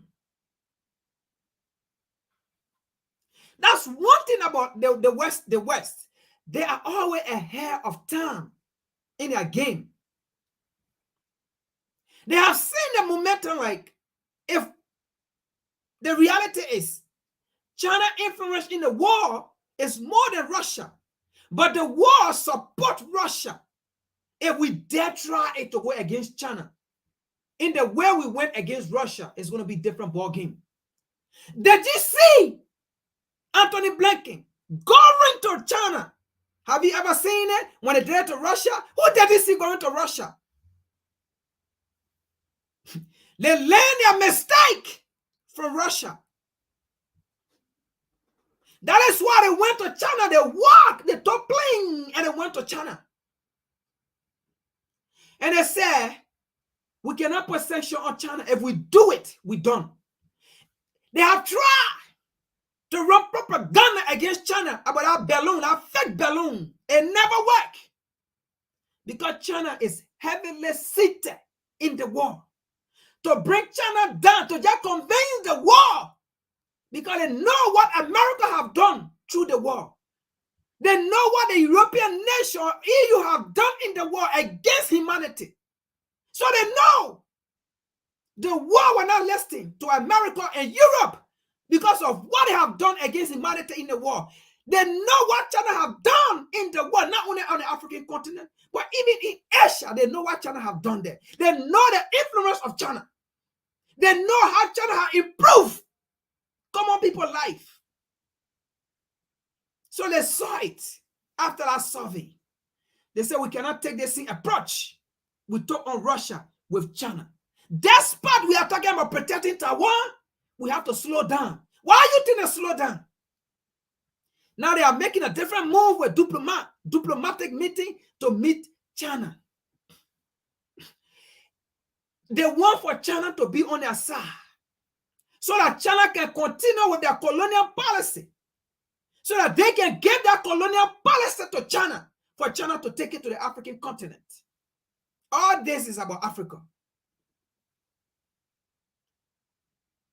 And that is what they say in there. America thinks she can continue her colonial policy. All of them, they know good and evil, unnecessary evil. They understand that Europe and America on the African continent is evil, is against humanity. They understand. But to them, with their understanding is necessary evil. So now somebody may ask, what will be the necessary evil for African people then? Because if these people can do that, and they see it necessary, what will be African people on the necessary evil? And that would be a good question. African people on the necessary evil is our necessary evil, because anything that unites African people, they see it as evil. Anything that will liberate African people, they see it, America and Europe see it as evil. Anything that will make African people to rise, America and Europe see it as evil. So African people, a necessary evil will be. We should have one currency, one army. Unite the African continent. Let us have one federal government. We can have governors. That's fine. That is our own necessary evil. Remove all foreign military from on the African continent. That is our necessary evil. Our necessary evil is not to go be bumping like how America can go bump innocent country. And then they tell you and they are there for special military operation. That is not what African people want. That is their necessary evil. But our necessary evil is what can unite, liberate the African people. Because anything that liberate and unite us is evil to them. But it's necessary for us. Another necessary evil for African people is for African people to control their own resources, control their own destiny, manufacture their own resources, and trade among African nations. Whether on the African continent or out of the African continent, it should be among African nations. That is our necessary evil. Because to them it's evil. But we're doing that. That's why they kill Gaddafi. Don't you understand? That's why they wanted to kill Nkrumah. That's why they killed Patrick Lumumba. That's why they killed Thomas Sankara. That is the necessary evil that they want. That's why they killed Amika Cabral, Steve Biko. So our necessary evil is to stop listening to Western media. Do not take the interpretation of Western media. Take the interpretation of African writers and African educators. That is our necessary evil. That is why the black channel like them, they don't want it, because to them it's evil. But African evil is not to destroy life, but their evil is to destroy life and property. If it means good for them, it's evil, they will do it. If it's necessary for them.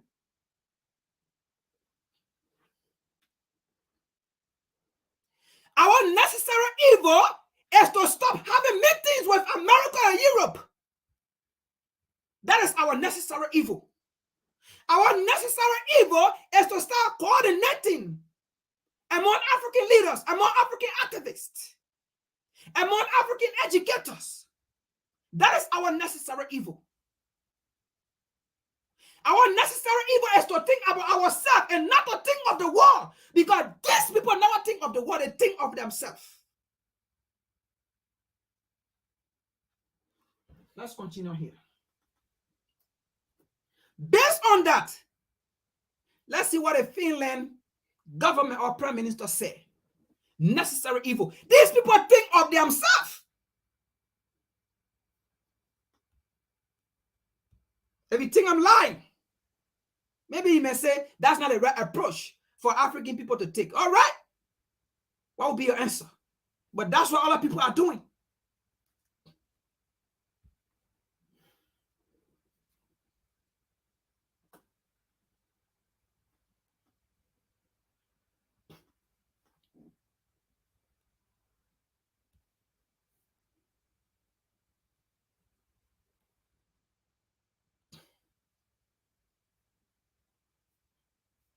All right.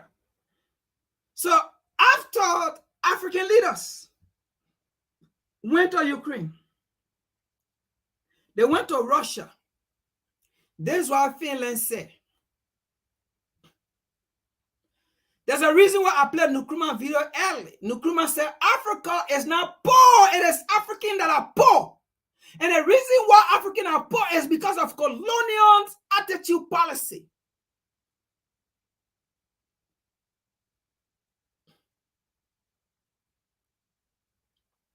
So let's see what Finland said. And by the way, I am so happy Finland came out with this. I'm so happy that Finland made this statement. I'm not against him, or I'm not against Finland. I'm not against Europe. They are right. They can say anything they want to say. They can do anything they want to do. They are right. I blame our leaders.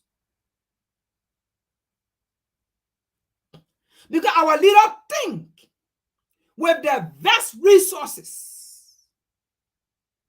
Africa have, our leaders think if they can manage that resources, they will never be rich. They think if African people can manage their own resources, they will never be rich. They think if African people have their own national bank or their own institution, they will never be rich. That's what African leaders think. They will never be rich. But they prefer, because you know what? They will steal the African resources, they will steal the African money and take it to Europe and put it in a bank where African will not monitor it. So when Europeans come out to lock down on African leaders, I don't care. I rejoice. My soul glad in me that they do it. Until we can come to that point of realization, when these people mock African leaders, sometimes, some instances, we will rejoice along with them. And in this case, this is one of them. I rejoice with what the Prime Minister of Finland said. I rejoice with him. I agree with him.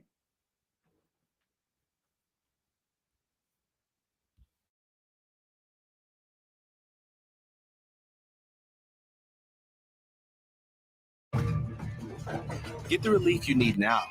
Pay for it later. PayPal. Men, do you feel like you always need to go to the bathroom? Do you struggle to empty your bladder completely? Supporting Russia. Finland will not give any development. Here is your latest Africa news. Finland to cut aid to all African countries supporting Russia. Finland will not give any development aid to African governments and countries that support Russia, according to the program of Finland's new right-wing government.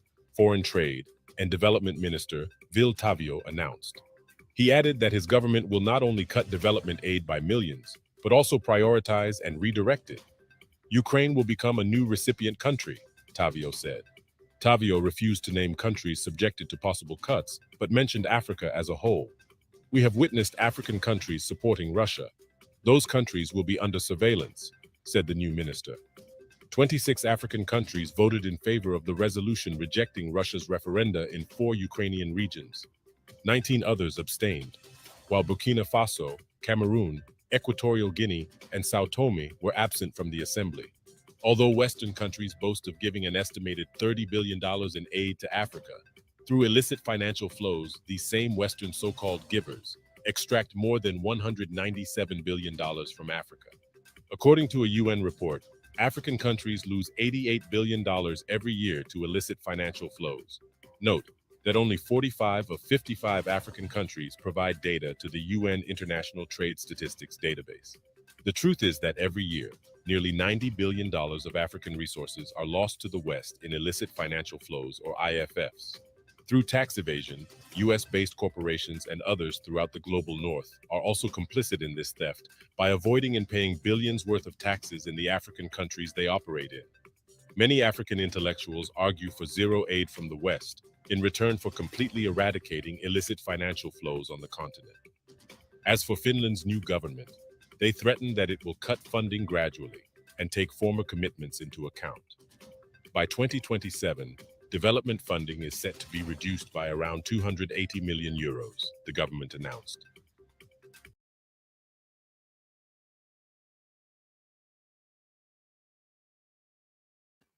Now, you see why I don't blame the European nation?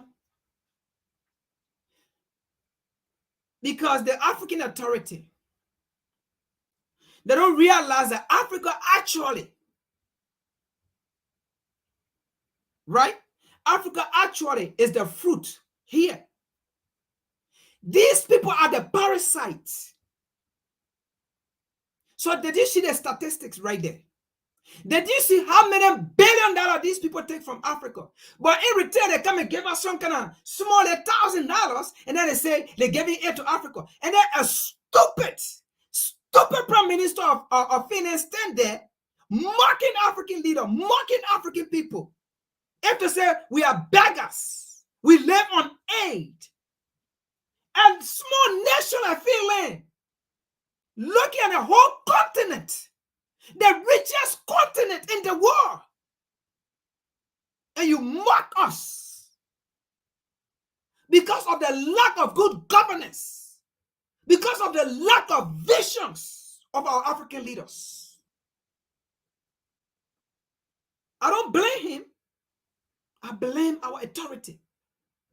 You look at a whole continent, a little tiny nation like you, look at a whole continent and come and tell us, we got in aid, we got in this. The richest continent in the world.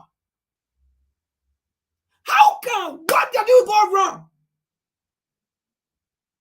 Anybody will just wake up, any white nation will just wake up and tell Africa any kind of stupidness. It's South African. Say what I want to say.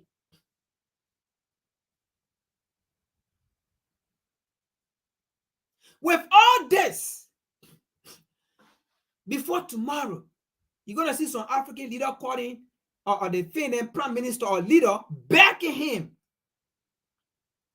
Some African leader going to call to apologize to him secretly.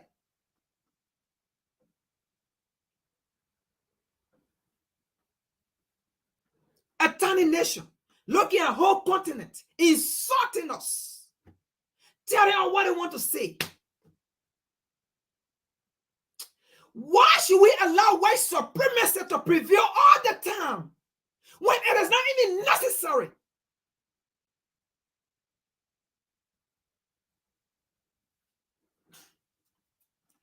You know, I have the articles for this video. I'm just going to show it, but I'm not going to read it because of time. We're running out of time, so I'm just going to show it.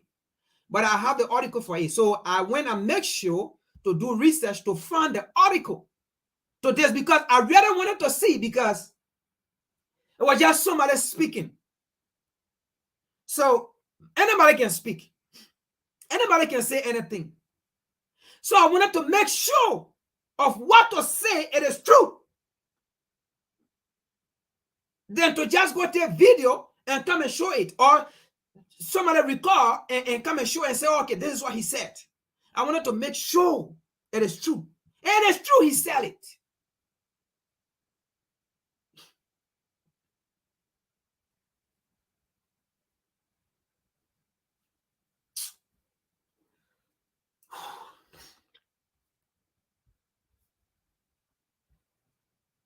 So this is the article right here. Okay? I really wanted to make sure it is true. Like it was not just a recalling. He said it. So June 21st, 2023. You see it right here. Okay? So it was created on this day, June 20, 2023, and updated June 21st, 2023. So I really want to make sure then to go take a recalling, okay, where somebody speak, but you can't, anybody can do it. It's technology. So I wanted to make sure. And it is true. He said it. You see? It is true. So it is somewhere down here, even the 27 million something. Okay, right here. You see it? The new government say it will cut funding gradually and take formal commitment into account by 2027, just like how they said it in the video. Development funding is set to be reduced by around 280 million. The government are not. Now, there's 280 million. Do you know who are the people going to? The bourgeoisie government. The colonial government. Those are the people. There's 2 million will go to. A tiny country like Finland can point hands at a whole continent. African leader, what is wrong with us? What? Why? Why?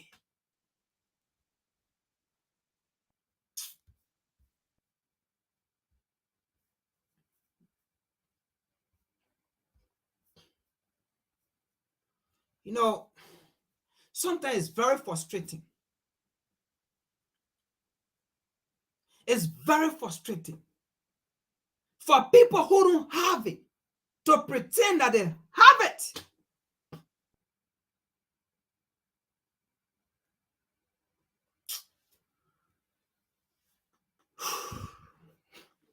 What is wrong with us, African? African, what is wrong with us? How can we be the richest? And then we allow some stupid people to come and tell and insult us. Stupid Finland Prime Minister. Stupid. Who is he?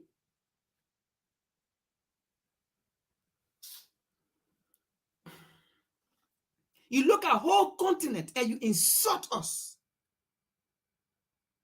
Taking us as beggars. Yes, because our leader continue to do it. They don't realize what they have. They will wake up tomorrow and go for a meeting to go beg, to go sign paper for beg. They beg people.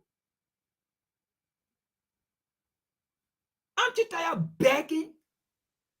You beg and they give you the same money. You take that same money and carry it to the European bank and put it in the bank and still give it to the economy. They still take that money. They give you money. You don't save in Africa, but you take it and give it to them.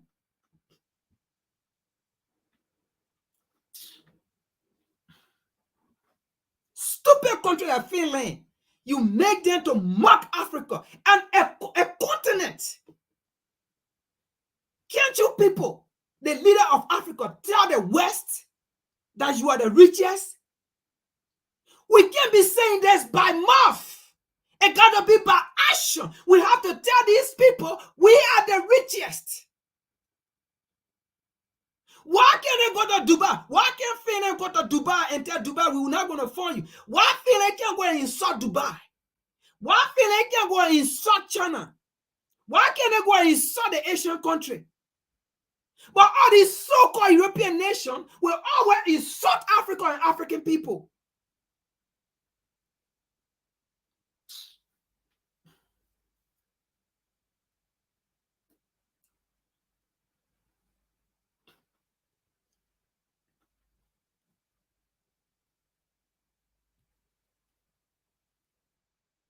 So let's see, after Finland, let's see Poland, another racist country.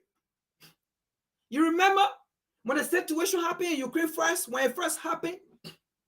When African fled, they went to Poland, the Polish told African, you are black, you look like monkey, you can't come here. They refused African into Poland. They refused African to get on the buses, on the train, on the public transportation. They said no.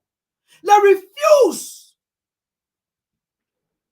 to get African food, water, drinks, but they were giving it to the Ukrainian. Poland, another racist people. Let's see what they did to African. But we don't blame these people. I have no reason to show this, but we show it to let our people know. Because we African, we hate ourselves. We don't love each other. So we show some of these things, not because we hate these people. Necessary evil is what these people are good at. So when are we going to do our necessary evil? When African people want to react and be necessary and do some necessary evil too? When? Because here is a situation in Sudan. I have not seen on African platform, African media, social media, to say pray for Sudan. I have never seen African pastor kissing the TV to say pray for Sudan. They are so-called African pastors. They take for nothing religion. What I don't even understand. They don't even know who that religion is for. They think it's for some kind of white man. I have never seen African pastor praying and fasting for Sudan, for Africa. But they did for Ukraine.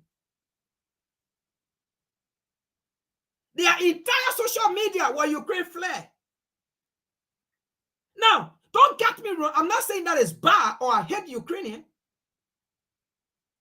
But these people love themselves first. Why can't we love ourselves first? We are not the war. These people prove to us that they are not the war. We are not the war too. Necessary evil. We can also do it. The only difference about us is we are not going to kill anyone. We are not carrying proxy war. We are not carrying military base anywhere. We are not going to create terrorist activities anywhere. That's the only difference. Like them.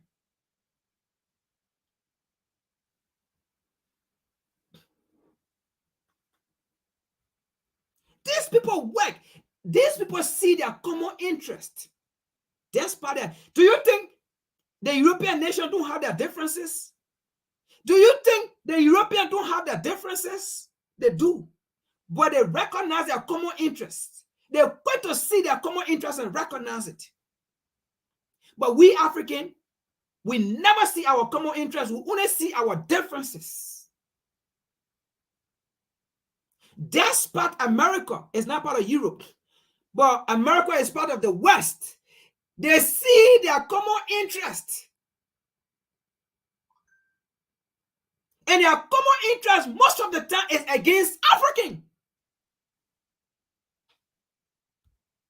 Let's see what the Polish did.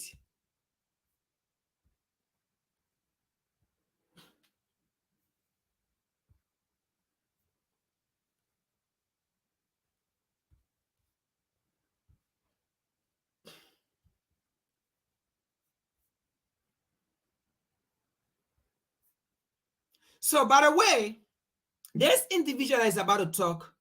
In this video, they say former CIA spy. No, he's not a CIA spy. He's a former weapon inspector of the US. So he inspects weapon. He inspected weapon. So that is why, if you can remember, when this whole Ukraine and Russia situation started, he gave analysis of weapons. The Russian weapon versus the American weapon, because the weapon they're using in Ukraine, they are American made. All right. So he gave analysis of both weapons.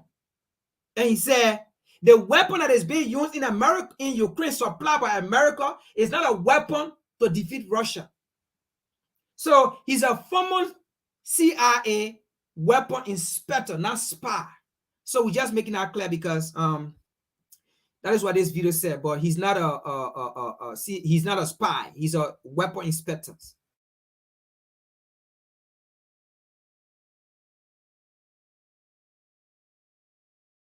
So when I first entered program, I was probably in the darkest place that I ever imagined. Poland is one of the most racist nations on the planet. The Polish people despise black people. Despise them, hate them. Welcome to Candid Africa, truthful, unapologetic. And when the Russians went into Kiev, there were a lot of African students studying in Ukrainian universities who had to flee. And they went to the Polish border and they wouldn't be let in. The Poles were like, you ain't coming in here. We don't let people that look like you in Poland. Blatantly racist.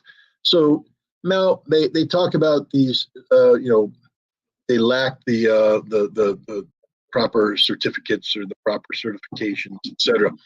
I don't know. Gosh, when Joe Biden makes an unannounced visit to Poland, and of course, no American president flies alone. There's going to be a C-5 aircraft landing with, armored, sedans and Secret Service guys full of guns, none of which are registered. I'll tell you why they're not registered. Because the security protocol for the President of the United States is classified top secret. That means the composition of his security detail is not to be known by anybody. So we're not going to admit what we have in this vehicle, what this guy's carrying, or anything. We don't tell the Poles any of that stuff because they don't have a need to know. We will never let them know. Now, when was the last time they strip searched the Secret Service agents of the United States of America? The answer is never.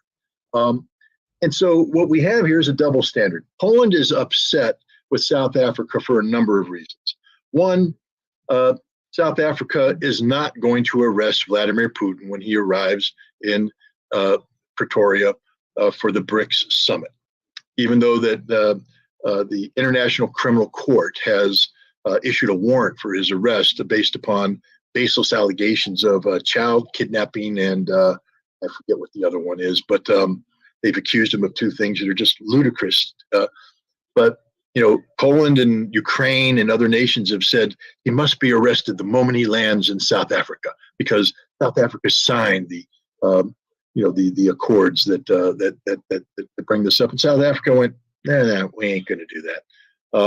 And so the Poles are angry. So this is retaliation, simple. The other thing is BRICS. South Africa is an original member of BRICS, the Brazil, Russia, India, China, South Africa Economic Forum, that's actually rapidly growing at the BRICS summit, which is taking place in South Africa, by the way. 19 nations have applied this year for membership. 19, including, by the way, Saudi Arabia, Iran, others, Egypt, Turkey, the whole world. And what it means is that South Africa is part of a movement that's gravitating away from the G7, NATO, Poland, Ukraine, and trying to live their lives free of the interference of the United States. So Poland's exacting their revenge. Now, here's the other thing I'll put out there. Poland didn't do this without instructions. You see, because the Poles aren't in the business of doing this on their own. The Poles were told by the United States, we'd like you to rough up the South African delegation. Send them a signal. And the Poles went, sure, we can do that because we're racist. We have no problem. In fact, we're going to enjoy doing this because these are black people and we don't like black people. And so we're really going to have a good time doing this. And they did. But to think that the Poles woke up in the morning and said, let's go irritate the government that's hosting the BRICS forum that can have an economic impact on our future. Most sane people go, that's not what we want to do, especially if we want to get BRICS to change their mind. What we'd like to do is actually treat these guys well, and maybe on the return trip, invite them in for some, borscht and vodka and, sing songs and have a good time and bond with them so that the next time we sit down and say, hey, we have concerns about X, Y, and Z, they'll say, those Poles are good guys. So yeah, we're going to sit down and listen to them. You know what's going to happen the next time somebody brings up Poland and South Africa? They're going to say those are racist people, the most racist people in Europe, second only the Ukrainians in terms of their racism. And they're also recognized as American stooges because this didn't happen without America giving a direct order, rough up the South Africans. That has been our candid speech. The whole point of our candid speech is for us to discuss what you understood about.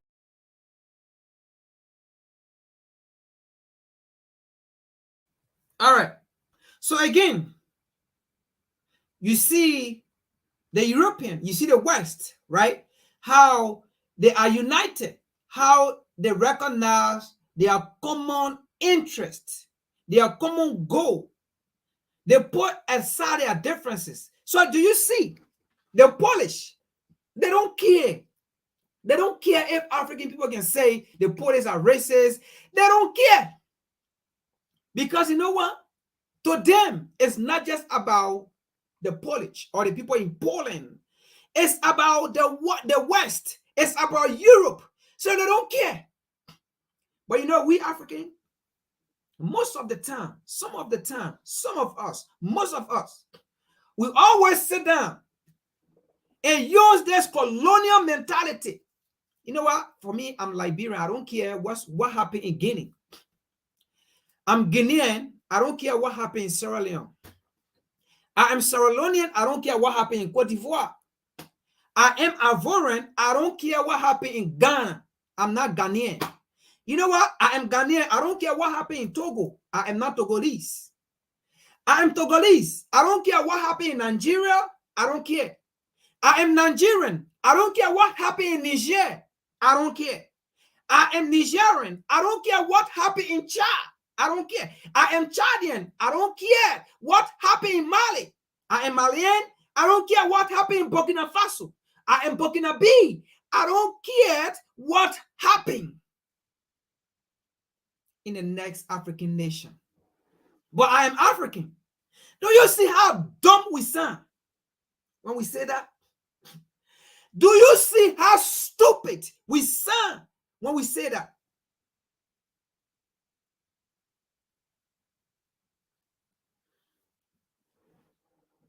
But you see the Europeans, do you see the West? They know if they say that, it looks dumb and stupid. Because how can I say I am Liberian? I don't care what happened in Guinea. But Guinea is Africa. Guineans are African. I'm African.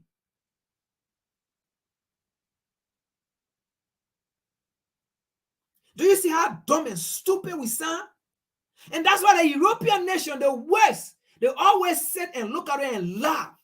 They always say, look at these people. They still contain colonial borders. They still contain colonial nations. They still carry our identity. We still carry European identity. The fact that we say we are Nigerian, it is European identity. The fact that I say I am Liberian, it is European identity. The fact that I said I am Congolese, I am Togolese, I am Malian, Guinean, Sierra Leonean, Ivorian, it is colonial identity. I don't know my true self. Because you know why? Those nations, the people that colonized Togo, they are still speaking French because they are the French that colonized Togo. They are still speaking French. They don't speak their own language there.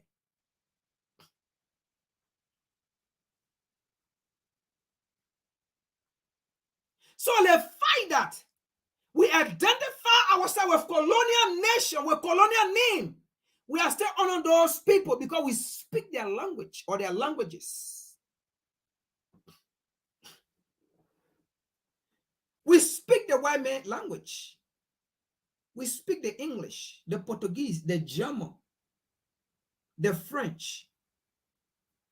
Tell me what kind of language on Africa do we speak? What common language we speak on the African continent? But the Europeans have a common language. They have common currency. We still carry colonial currency on the African continent, and we say we're free.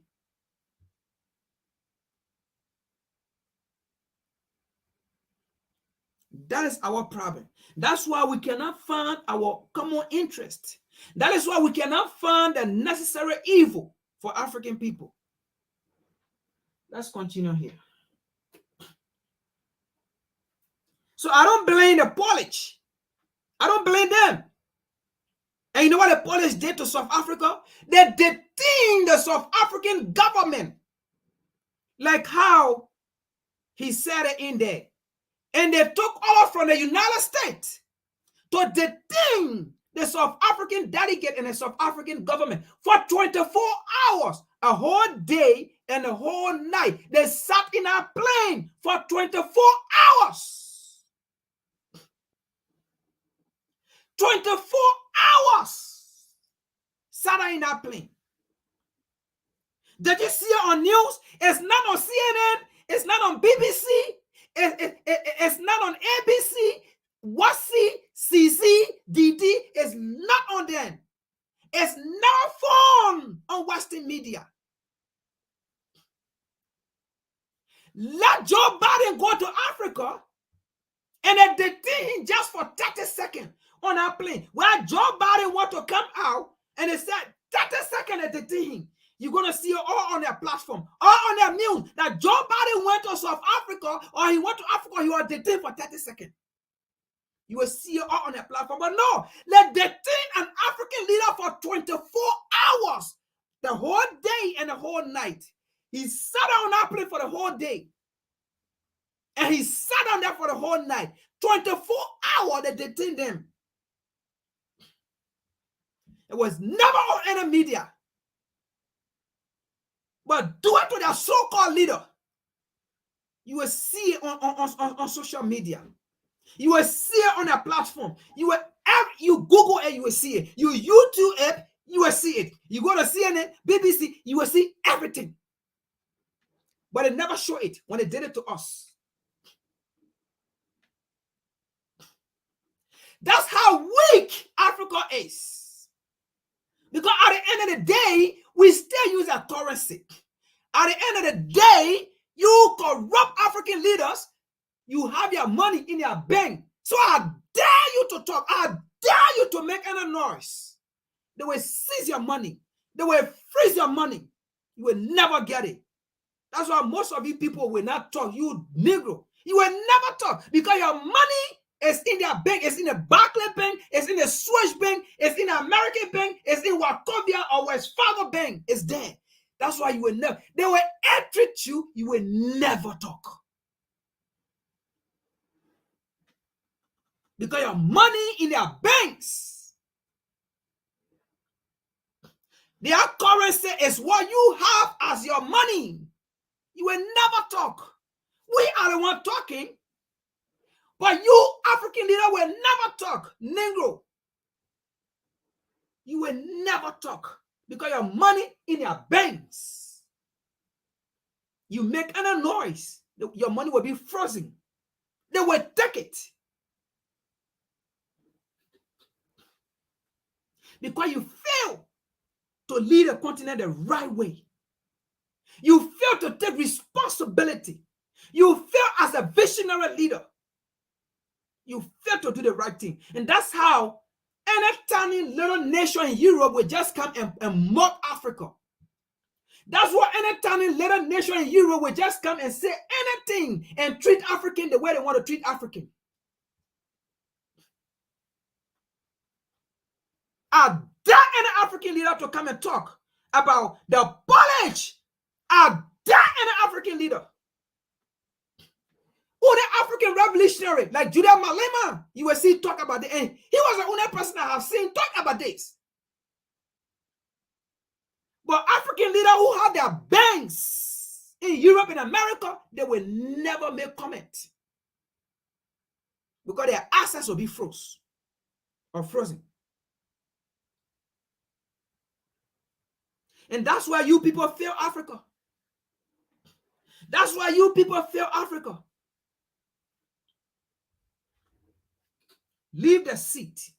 If you can't leave the seat. Give it to somebody who will come and do the right thing. Let's continue here. Now, this was the only good thing African people got from the so-called Ukraine peace talk. What I'm about to show you, that was the only good thing African people got. Other than that, it was never necessary. The only thing that came from that Ukraine, Africa peace talk, that's what I'm about to show you. That was the only good thing. The truth was what they went and saw. And these African leaders were shocked. Let me show you here.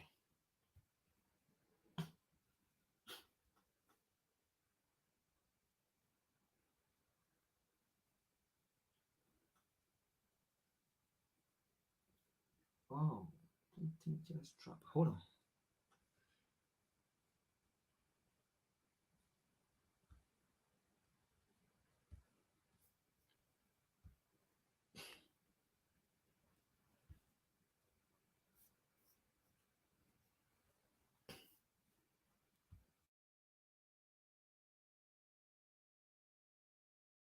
And all it took was him holding up a few documents. Well, these documents seem to show that Ukraine agreed to a peace deal over a year ago, but never held up their end of the bargain. Now, we've been reporting this for months because of reports that when Boris Johnson went to Ukraine, he was going there to thwart peace talks. That now seems to have borne out. At the time, it was called conspiracy. Borised out instead of borne out. It was Borised out. It was Borised out. At the time, it was called conspiracy theory. No, he was just there to show support for Ukraine. Well, no, what he was there to do was to thwart the peace deal, which now the timeline seems to support. So let's go over it. Russian President Vladimir Putin said that he was showing us a copy of a peace agreement that was signed by Ukraine last year when peace talks were hosted in Turkey. It was called the Treaty on Permanent Neutrality and Security Guarantees of Ukraine.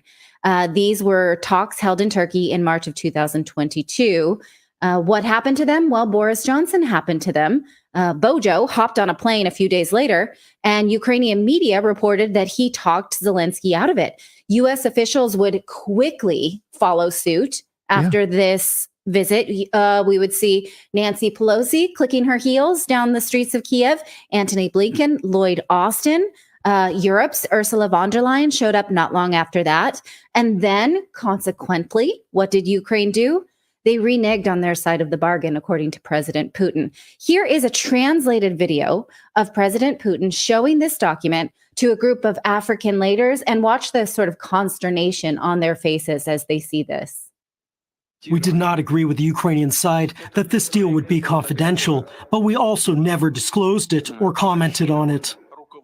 The draft of this agreement was initialed by a representative of the head of the negotiating group from Kiev. He put his signature there. Here it is. Wow. It's called the Treaty on Permanent Neutrality and Guarantees for the Security of Ukraine. It contains 18 articles, and there is also an appendix. Its provisions concern the armed.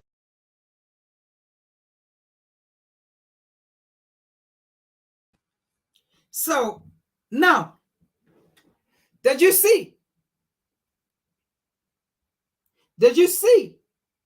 So there was a peace agreement. Now, people around the world, some of the ignorant Africans, whether in Africa or whether out of the African continent, yes, we still have ignorant African.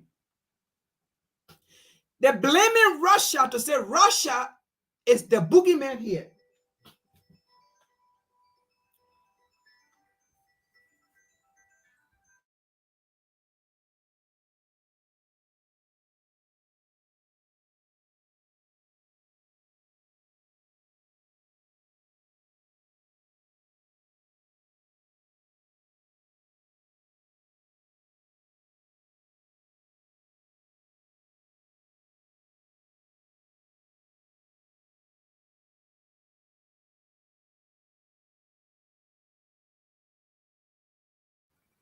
All right, so there was a peace agreement here.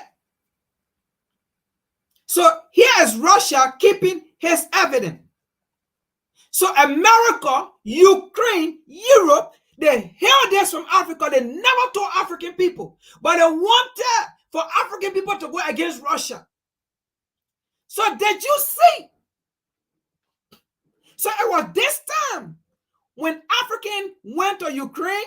For that they met Putin. That was the only good thing that came, because they saw the truth. So here is the truth. Russia, Putin is showing to them. This is my copy. They have their copy. America have her, Ukraine have her, Europe have their, I have mine. But did you see how they wanted to make African people to go against Russia? Necessary evil. They were never going to protect Africa if Africa are going to go against Russia. And then Russia take any stand against Africa. They will never fight for us. Did you see the look on this African leader face? He's shocked, like, damn it.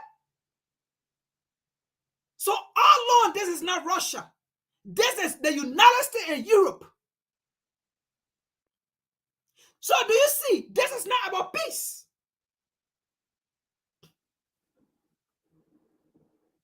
So this is not Russia. These people are fighting. Why do you think the United States has spent $6.2 billion? And the English Prime Minister are talking about spending another $2.25 billion.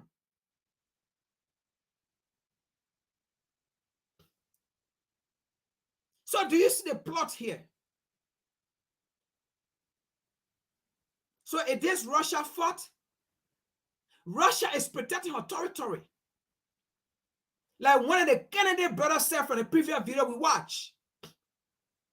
People know, America know, Russia can never come and put their base to American border, to Cuba. or to Hawaii, and you think America will not talk, and you think America will let it slide, they will fight to the last blood waste. But here it is. Russia is telling African, it's not me. Putin is telling African, it's not me. I want peace. Because the Ukrainians are Russian. They speak Russian. They are my brother. They are my sister. It's not me. But people are fighting me in the West. They are fighting me. Let's continue here. I don't want to talk too much.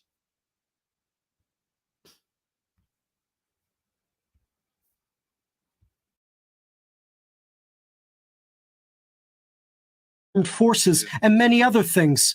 Everything is written there, down to units of military equipment and personnel of the armed forces. Here is the document. It is initialed.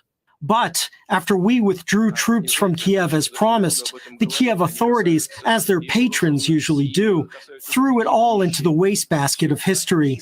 Where are the guarantees that they will not continue to abandon such agreements? It's crazy. And did you see one of the African leaders of this St. Petersburg summit sitting with his mouth open? He was like, yeah. What? Wait a minute. They signed a peace agreement? Right. And then, of course, you'll know right afterwards, and part of the peace agreement was for Russia to remove its forces from Kiev. Well, take a look at this next slide, because yes, this was part of the deal. They said that their side was to withdraw from Kiev, but here's NPR telling us that they were withdrawing from Kiev as Moscow focuses more on eastern Ukraine. So, this was from, can you see the date there? I mean, we saw all kinds of talking heads saying they're retreating just weeks into the battle. They're retreating. See, they're leaving Kiev. The ghost of Kiev got them. They're leaving. Like they're winning. That's what we were told.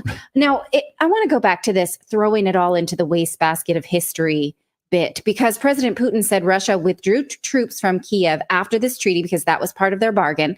The treaty outlined neutrality for Ukraine, maximum allowances for military personnel and equipment, and listed Russia, the US, Britain, China, and France as guarantors. Now, when one side reneges on their peace agreement and throws it into the wastebasket of history, how many lives then go into that with it?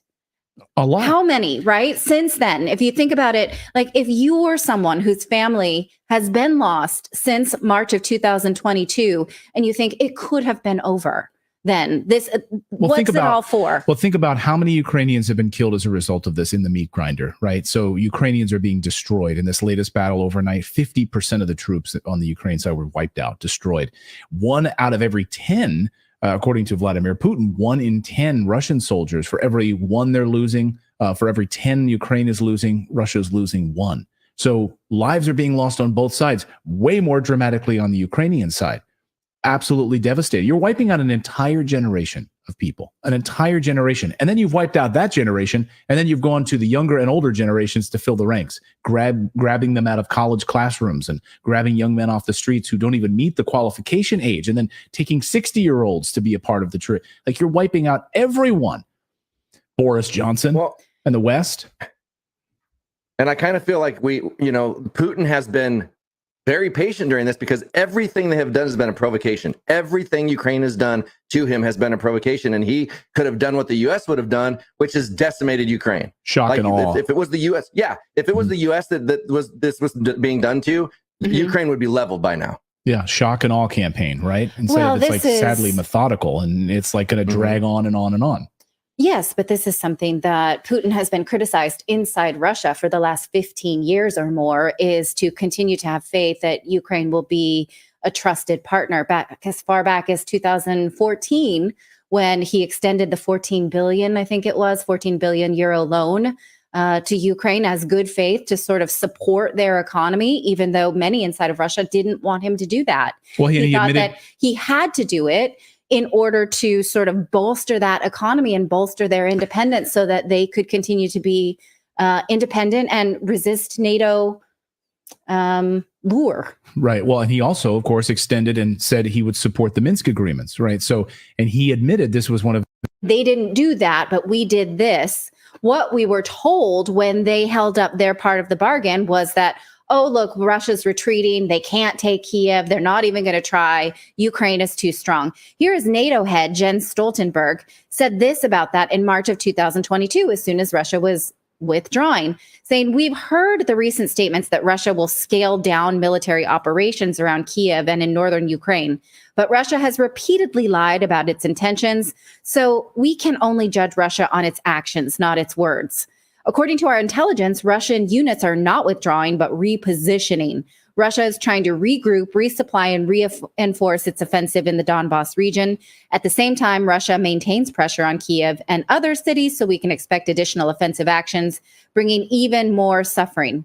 So was NATO out of the loop on this peace agreement, or did they know and they were just spinning a yarn to us? Well, of course, they That's absolutely weird, knew. right? They know everything. They know everything. They know that they were meeting to discuss peace. And Zelensky was fielding phone calls. He's like, I can't talk right now. I'm at the peace table right now. I can't talk. No, Vladimir, you please take our phone calls. So he was sitting at the peace table in Turkey. Right. They knew where he was. They knew exactly what was Not going where on. he was. What I'm saying is, NATO didn't know why Moscow was withdrawing from Kiev. They didn't know. I mean, that's again, weird. It's ridiculous. Right? They know every detail of the peace agreement, and so yeah, they're pretending that they don't know about this. Right. Or is it what it appears to be, that Russia had negotiated this deal? The West got wind of it. Russia to intervene on their behalf last year and voted last year to join Russia. So again, I just want to turn back to the map of the conflict. This was updated today, showing Ukraine's counteroffensive has not been able to retake much of these regions. Now, again, from the gray line, the dark gray line, and over to the right is the contested area. Those areas asked Russia to intervene because Ukraine has been bombing them for over a decade. Russia came in with military forces in March of 2022. They are controlling everything that's in the red. They don't yet control what's in the green, but those are the regions that want to join Russia. Now, look at the blue dots here. Because Ukraine has not really been able to make much territory gain on this counter-offensive, they're attacking outside of this contested region. See the blue dots above in the top right? Right, Belgorod. Those are not contested territories. They are Ukraine on the bottom, Russia on the top. Why are they attacking inside of Russia? This sort of negates the whole use of the term counter-offensive, right? They're not countering anything. Russia was never there inside of Ukraine. This was always uncontested Russian land. You can't use counter-offensive for this. That's a great point. For this kind of battle, if you're attacking up there. Right. Of course, they could justify that they're cutting off the pincer that's coming from the top down, of course, right? They can use that argument. And as Patrick Lancaster has been reporting here for us on Redacted, he's been in Belgorod. He's been in that area, that uncontested area in the north. So those blue dots at the top, that's where Patrick has been. No other Western media, of course, has been there covering that. And you can see where the Ukrainian forces and NATO forces using NATO weapons have gone into that region. Yeah, this is one of the reasons I'm so committed. With over 500 shells, according to the mayor of one town. Ukraine now says that they have retaken 8 towns in that contested region in the last 2 weeks. But how many lives has this cost? Russia says that Ukraine has lost at least 800 servicemen, 20 tanks, 4 infantry fighting vehicles, and 15 armored vehicles over the weekend alone. Now, once again, Ukraine is trying to take territory that asked Russia.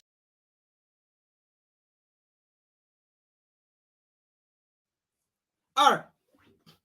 So that is that. We have seen that, right? So there was a peace agreement done. So the United States, Europe, and Ukraine did not honor the peace agreement. And during that peace agreement, Russia was already withdrawing their troop. But at the same time, Ukraine was still getting external support, weapons of mass destruction, right? And then you see where the war was taking place when they had a peace agreement where Russia withdrew her troop. Ukraine then went to the territory of Russia or the Russian and started fighting the Russian, as you see the map there. That again brought Russia back. And then now the war escalated back. So do you see? So should Russia sit down and forehand and sit down and agree for Russia to be destroyed? After peace agreement, Russia was taking her troop. And then because of external support, the Ukrainian felt that, okay, they went in, boom, to the border and start attacking the Russian. Not on Ukrainian ground, as you saw the map, but inside Russia. So what should Russia do? Did Russia not feel a betrayal?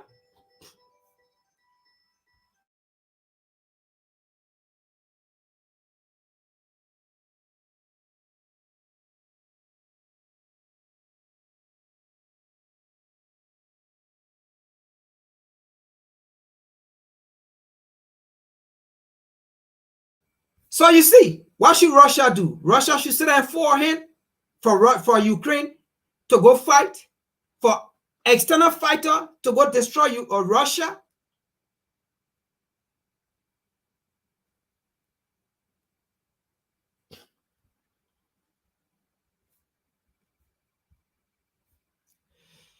No, I didn't read it because I heard about the story, but I have to get more information on it. So yeah, I might talk about it, but I just heard about it, so I couldn't break it into this because I want to get more information on why it happened, what really went on. Okay, was there any external influence or outside influence, or those group of Russians just decided what happened? All right, so that's why I didn't equate it into this discussion today, but I might talk about it if I get the full understanding, the full detail, because I have to get what really went on before I can talk about it. So I might talk about it, we'll see. All right, so we understand what went on there. So now you see the peace agreement that the Putin showed to the African leaders. All right, so this is what happened. And America had her peace agreement, Ukraine had it, the European nation had it, they held it from the African people, from the African continent, from the African leaders, and then they went to Africa and then telling Africa to go against Russia. So do you see? Do you see the necessary evil? Do you think America like Africa? America and Europe does not love Africa. If they love Africa, they will tell Africa the truth. But necessary evil, they were putting Africa in a danger because Africa does not have military. We don't have no arm to fight, nothing. Then you go against Russia. Meanwhile, America will never come and fight for you. Europe will never come and fight for you. For typical example, they are on the African continent. Europe is there with a military. America is there with a. In fact, America has the highest military on the African continent. But yet, they're still Africans are being killed on a daily basis when it comes to terrorism. Why are they not fighting? Why are they not protecting African? But I don't blame that. Bringing the African leader who still keep foreign military on the African continent. Get these people out. Get these folks out. They are parasites. They are the one feeding the terrorism on the African continent. Let's get to the next topic.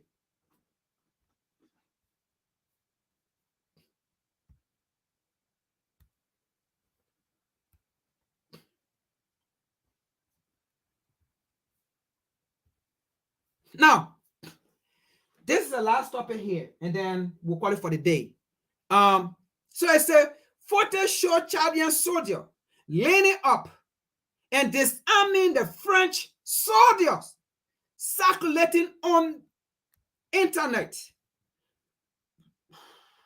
Now, a recent incident has caused a significant trend of event in Chad, a country that was formerly a French colony.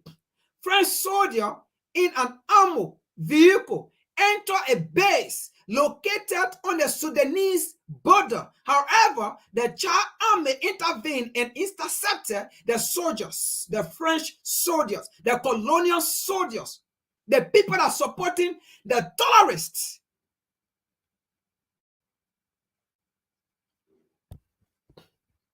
So here are they right here. They were taking, these are the French army. 1, 2, 3, 4. 5. These are the people that were captured by the Chadian soldier. These are the people that was taking the ammunition, ammunition to Sudan. The place the war is going. Who were these people supplying? Who were they taking the weapons to? That's one of the problem, the issue of having foreign military in Africa. That's one of the issue of having foreign military in Africa. Proxy war. African leaders, you people are the cause.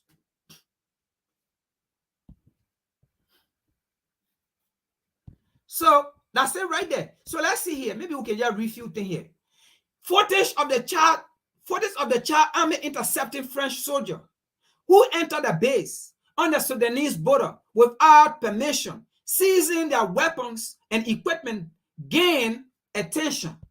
The circulation video on social media show Chadian soldiers leaning up and disarming 5 French soldiers, 5 colonial soldiers, 5 European soldiers, just like the U.S. was sending ammunition to TPLF rebels in Ethiopia. The French soldiers are the ones that have been currently caught in Chad, supplying the terrorists, supplying the rebel groups in Sudan. These are the people that supply terrorism on the African continent. They supply weapons to the terrorists to kill African. And African leaders sat down there and still keeping foreign military in Africa.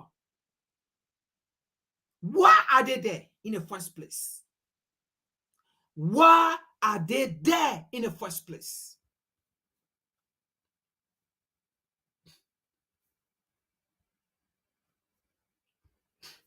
Why are they there in the first place? Now, let's see the video for this.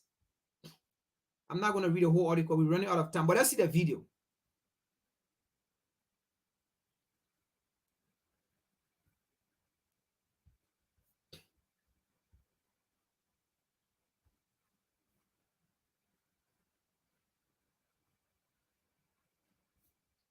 This is not what I want to show. Oh.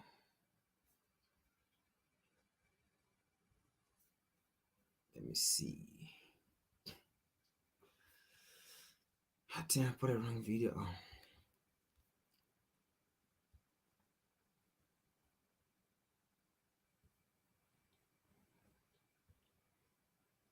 Okay.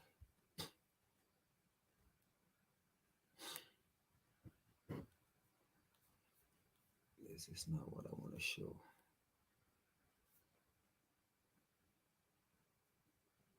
All right, hold on. Let me see something here. Hold on.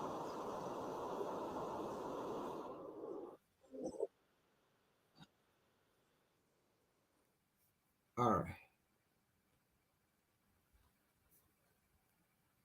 Okay, let me put it on.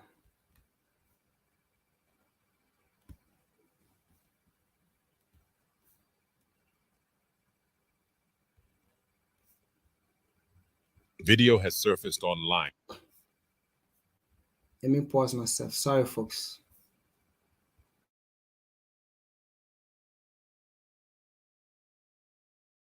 Showing Chadian military personnel arresting several French soldiers operating without authorization from the North Central African country of Chad on the Sudanese border.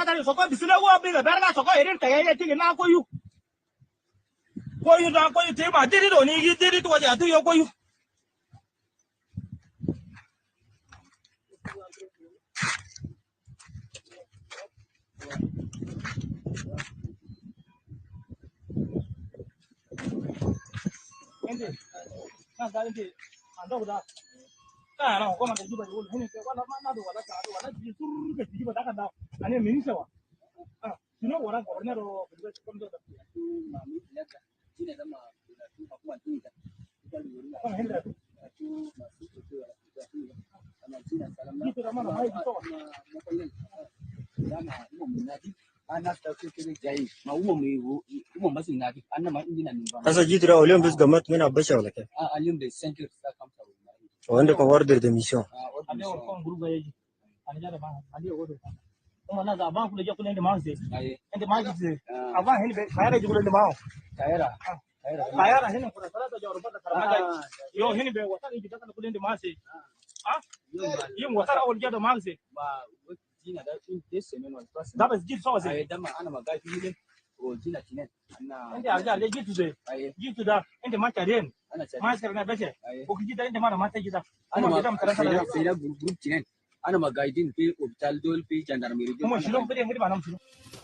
Unconfirmed reports say the French soldiers were there supporting Sudanese rebels, known as the Rapid Response Force, or RSF, who have had skirmishes with the Chadian army at the Chad-Sudan border.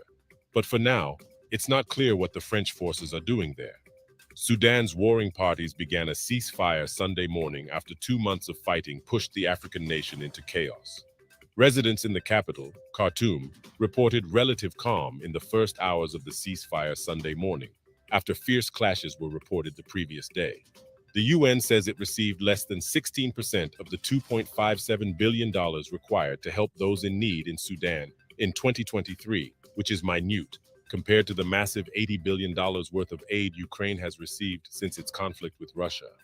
The UN said it needs another $470 million to support refugees in the Horn of Africa region. Let us know in the comments below if you found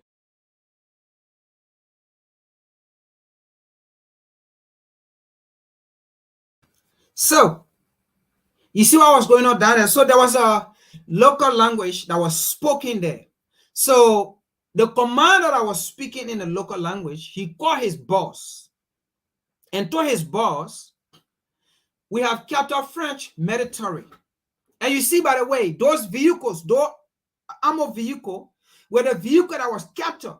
Those are the vehicle the French military were taking in Sudan to the Sudanese rebels. Just like the United States that supported the TPLF rebels in Ethiopia. You see the French military taking ammo to the rebels in Sudan. I see no reason why these foreign military should be on the African continent. Do you see how easy it is? Because they are there. So you see, they are taking their ammunition, supplying rebels. So he told his boss, these are French army. We don't know what they are doing here. And they have these modern weapons. And we got them to the Sudanese borders. And we asked them whether they have permission, but they can't talk. You know why they didn't talk? They didn't want to speak because if they speak, they will be identified. That's why when they asked them, they never spoke. And that's why the guy said, we asked them, but they are not speaking. They refuse to speak.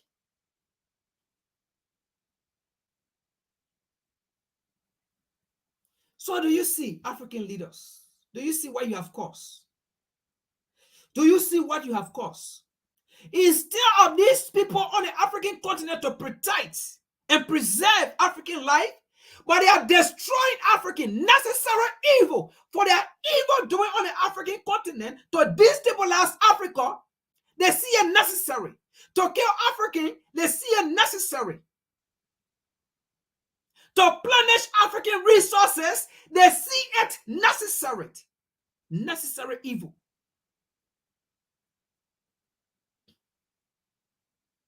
To train all African to go over to African leaders, cool.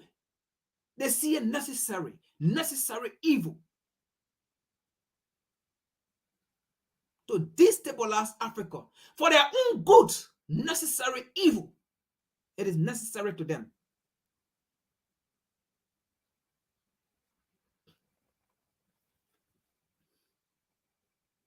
All these American military need to be out of Africa. French, German, Portuguese,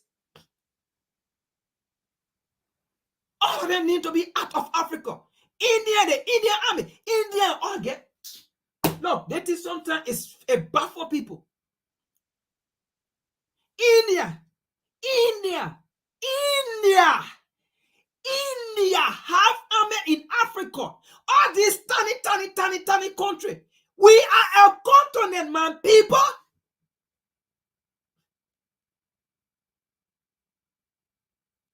All these people have their military on the African continent. But you will not find one African military anywhere. You will never find African military in America, in Europe, in India, in what? India. You will not find it. Why all these people having military in Africa? But you will never find one African military anywhere. And all these foreign military on the African continent, none of them have ever died or protect African people. They sit and watch or die. They are all to this strategic mineral resources area. While they are there protecting the resources so that the German can come there, the American can come. Whatsoever American base are mineral there, they are protecting it for French military to not come. Where you are seeing the Indian, they are protecting it for for American military to not come.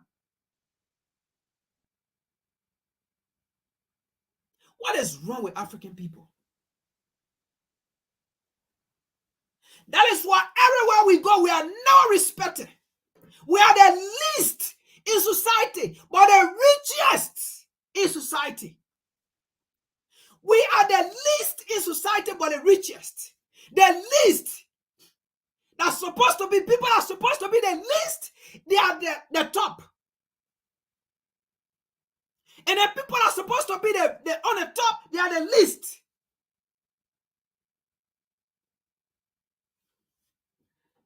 Let's watch the last video and we'll call it for the day. We have been here for so long. And this is for the African leaders.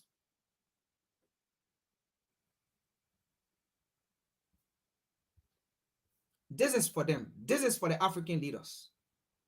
This is for them. The African leaders, African authorities, African rectors, African journalists. This is for you all so-called Negro.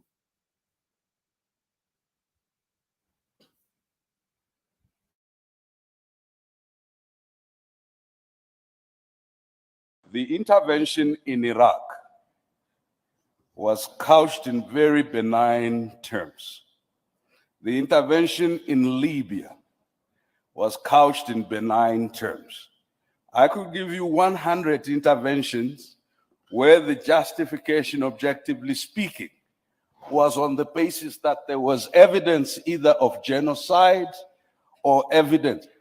I'm sitting in Rwanda. The international community stood by as the genocide against the Tutsi happened. Yet in the same year, they were intervening in West Africa.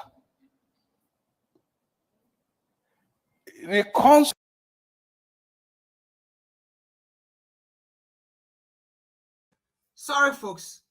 So that's the necessary evil. Because Africans always love to run to the so-called international. Oh, we need our international partner. We need our international community to come to our aid. Or this. But did you see? This so-called international community, international partner were there. And they watched Africans die. Why did they watch Africans die? Because they are in support of the proxy war. They are in support of destabilizing Africa, depopulating Africa, necessary evil for their own goods. So next time you so-called African journalists, you Negro, when you writing next time, you might know how to write. When you giving reports next time, know what kind of report to give.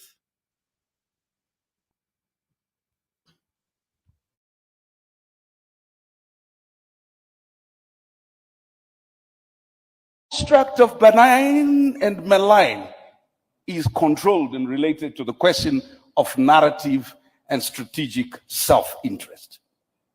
We've often not paid enough attention, and thank you, Chairperson of the African Union, for educating us on how the international fora of decision-making, the Security Council, and other fora, including at some stage, how we transact within the International Criminal Court and other platforms. That evidence, and that was my point, we don't control data, we don't control digital platforms, we therefore are not controlling narrative in both analog and digital forms. What can practically be done? We do need to speak to Europeans, not as victims, because the erasure of the contribution in European consciousness of Africans to modernity and civility has constructed a white supremacist view that sees the evolution of modernity as a singularly European contribution. And it is only now that our young researchers are beginning to excavate the contributions of Black people, of Africans, towards inventions. Because until now, the province of economy was not the province of Black people. In my country, in Zimbabwe, when land was taken, a British court gave a judgment that said, the question before them and who owned the land, they said, one thing is certain, it cannot be the native because the native has no sense of ownership. It was on that basis that land was taken. Number two, on the question of economics, even we pejoratively only talk about our people as informal law, informal economy, yet the informal economy is formal. That's how India developed through its cottage industry. That's how we have a psychotic addiction to colonial definitions of what, and that's why Professor Ashraf is correct. It's not just a narrative about our contribution historically. It's a narrative about our contribution now. Our young people who developed M-Pesa, which is now being used globally, who developed Ushahidi, which has been used by over 300,000 organizations, including the Japanese, the US military, and the NATO forces, are never sufficiently credited. Why? Because it is not in the current psyche of most Europeans possible that Africans are anything else except the object of charity that deserve our mercy and our pity. Why? Because they are governed by tyrants, right? Or Africans are incapable of ethics. And we've constantly said that Switzerland, which received the Abacha loot, which received the loot from the then Zaire and now DRC, has constantly been ranked in anti-corruption indices as the cleanest country in the world. PLO and I are lawyers. The receipt of stolen property is theft at law. How is it that you will have Nigeria and Kenya ranked so far, and yet the country that receives the money ranks so up? I think that if you're changing narrative, you also have to change behavior. Our African leaders and citizens constantly confirm the European caricature, an object of pity. When we come into these spaces, we can never transact revolution in courtesy. I like to be civil, to be courteous, right? But each time I start pointing to atrocities committed by African governments, the Europeans and the Americans cheer me up. Each time I refer to the historical atrocities and continuing atrocities committed first by governments and by companies that are dumping cyanide into our underground water and nuclear waste, right? You know what it is said? This is retrogressive. It's undermining investment. It's again, listen, we cannot win the narrative battle by arguing in pockets. They are happy us talking about our localized, indigenized oppression. They are never happy us talking about the question of distribution and redistribution of the global economy, of global power. And what Nkrumah and others realized in 1963 at the founding conference, if Africa is not represented, if Africa does not own its narrative, but you can't own your narrative if your leadership is totally disconnected from its people. You can't own your narrative if your intellectuals are totally disconnected. We have underinvested in rural areas and slums where the majority of our people are. In fact, we treat them as security threats and they are over-policed. Number two, we have underinvested in our academic and research institutions. We'd rather bring McKinsey and bring Deloitte and Touch. They will help us do AU reform. Why? Because there are no African consultancies that we know Even if they exist, we have no relationship with them to help us with AU reforms, with anything else. And this is not a pronouncement on McKinsey or Deloitte. It's a pronouncement on ourselves. We have not, as a leadership, begun to recognize that the native is capable of knowledge. The native is capable of economy. The native is capable of invention. You can't change the narrative if the starting premise is we're trying to be like Europe and to catch up. We can't change the narrative when we're constantly trying to learn from others without understanding. And I'll end with that. What William Tunga said, the former Chief Justice of Kenya. He says, let's not engage in this romanticist view that there can only be one way to learn. We first must indigenize knowledge. That's what I say. Learn from our culture and traditions. Number two, we must diversify who we learn from. We can not only learn from the West. We need to learn from everybody who has something to teach. Number three, we must domesticate what we learn. If we're going to learn anything, let's domesticate. I think the chairperson and the minister said it's consciousness. Narrative is first and foremost by realizing self-worth, self-belief, and looking inward, so that when you look outward, it is to supplement not a vacuous state of nothingness and inferiority, but it is to supplement a very stable, solid foundation where your culture, where your values, where your value for people is supported.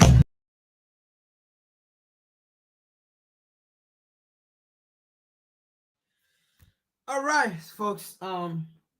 That is that. We close with that. So he said everything.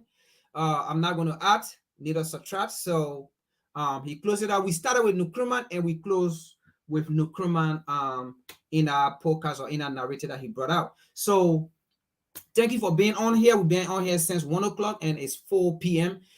So thank you for tuning in and holding on. I urge you to share, subscribe, tell others about the channel so that they can also be part of this discussion, because this WCC, it is a revolutionary channel, just like other socialist party like the African People's Socialist Party and other media platform like this, who seek the interests of Black people and African people all around the world, who seek to connect, to unite African people despite where you are. I think what we need to understand is our common goal, our interest, not, our differences. And that's have been African people issues. We always identify our differences instead of our interests.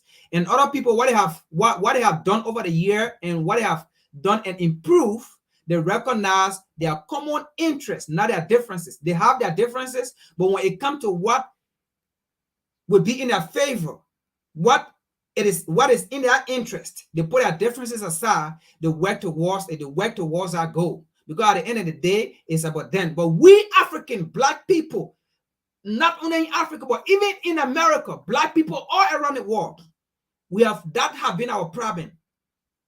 To put our differences aside and recognize our common interest, our common denominator. We have never done that. And this is why our problems last. We need to stop it.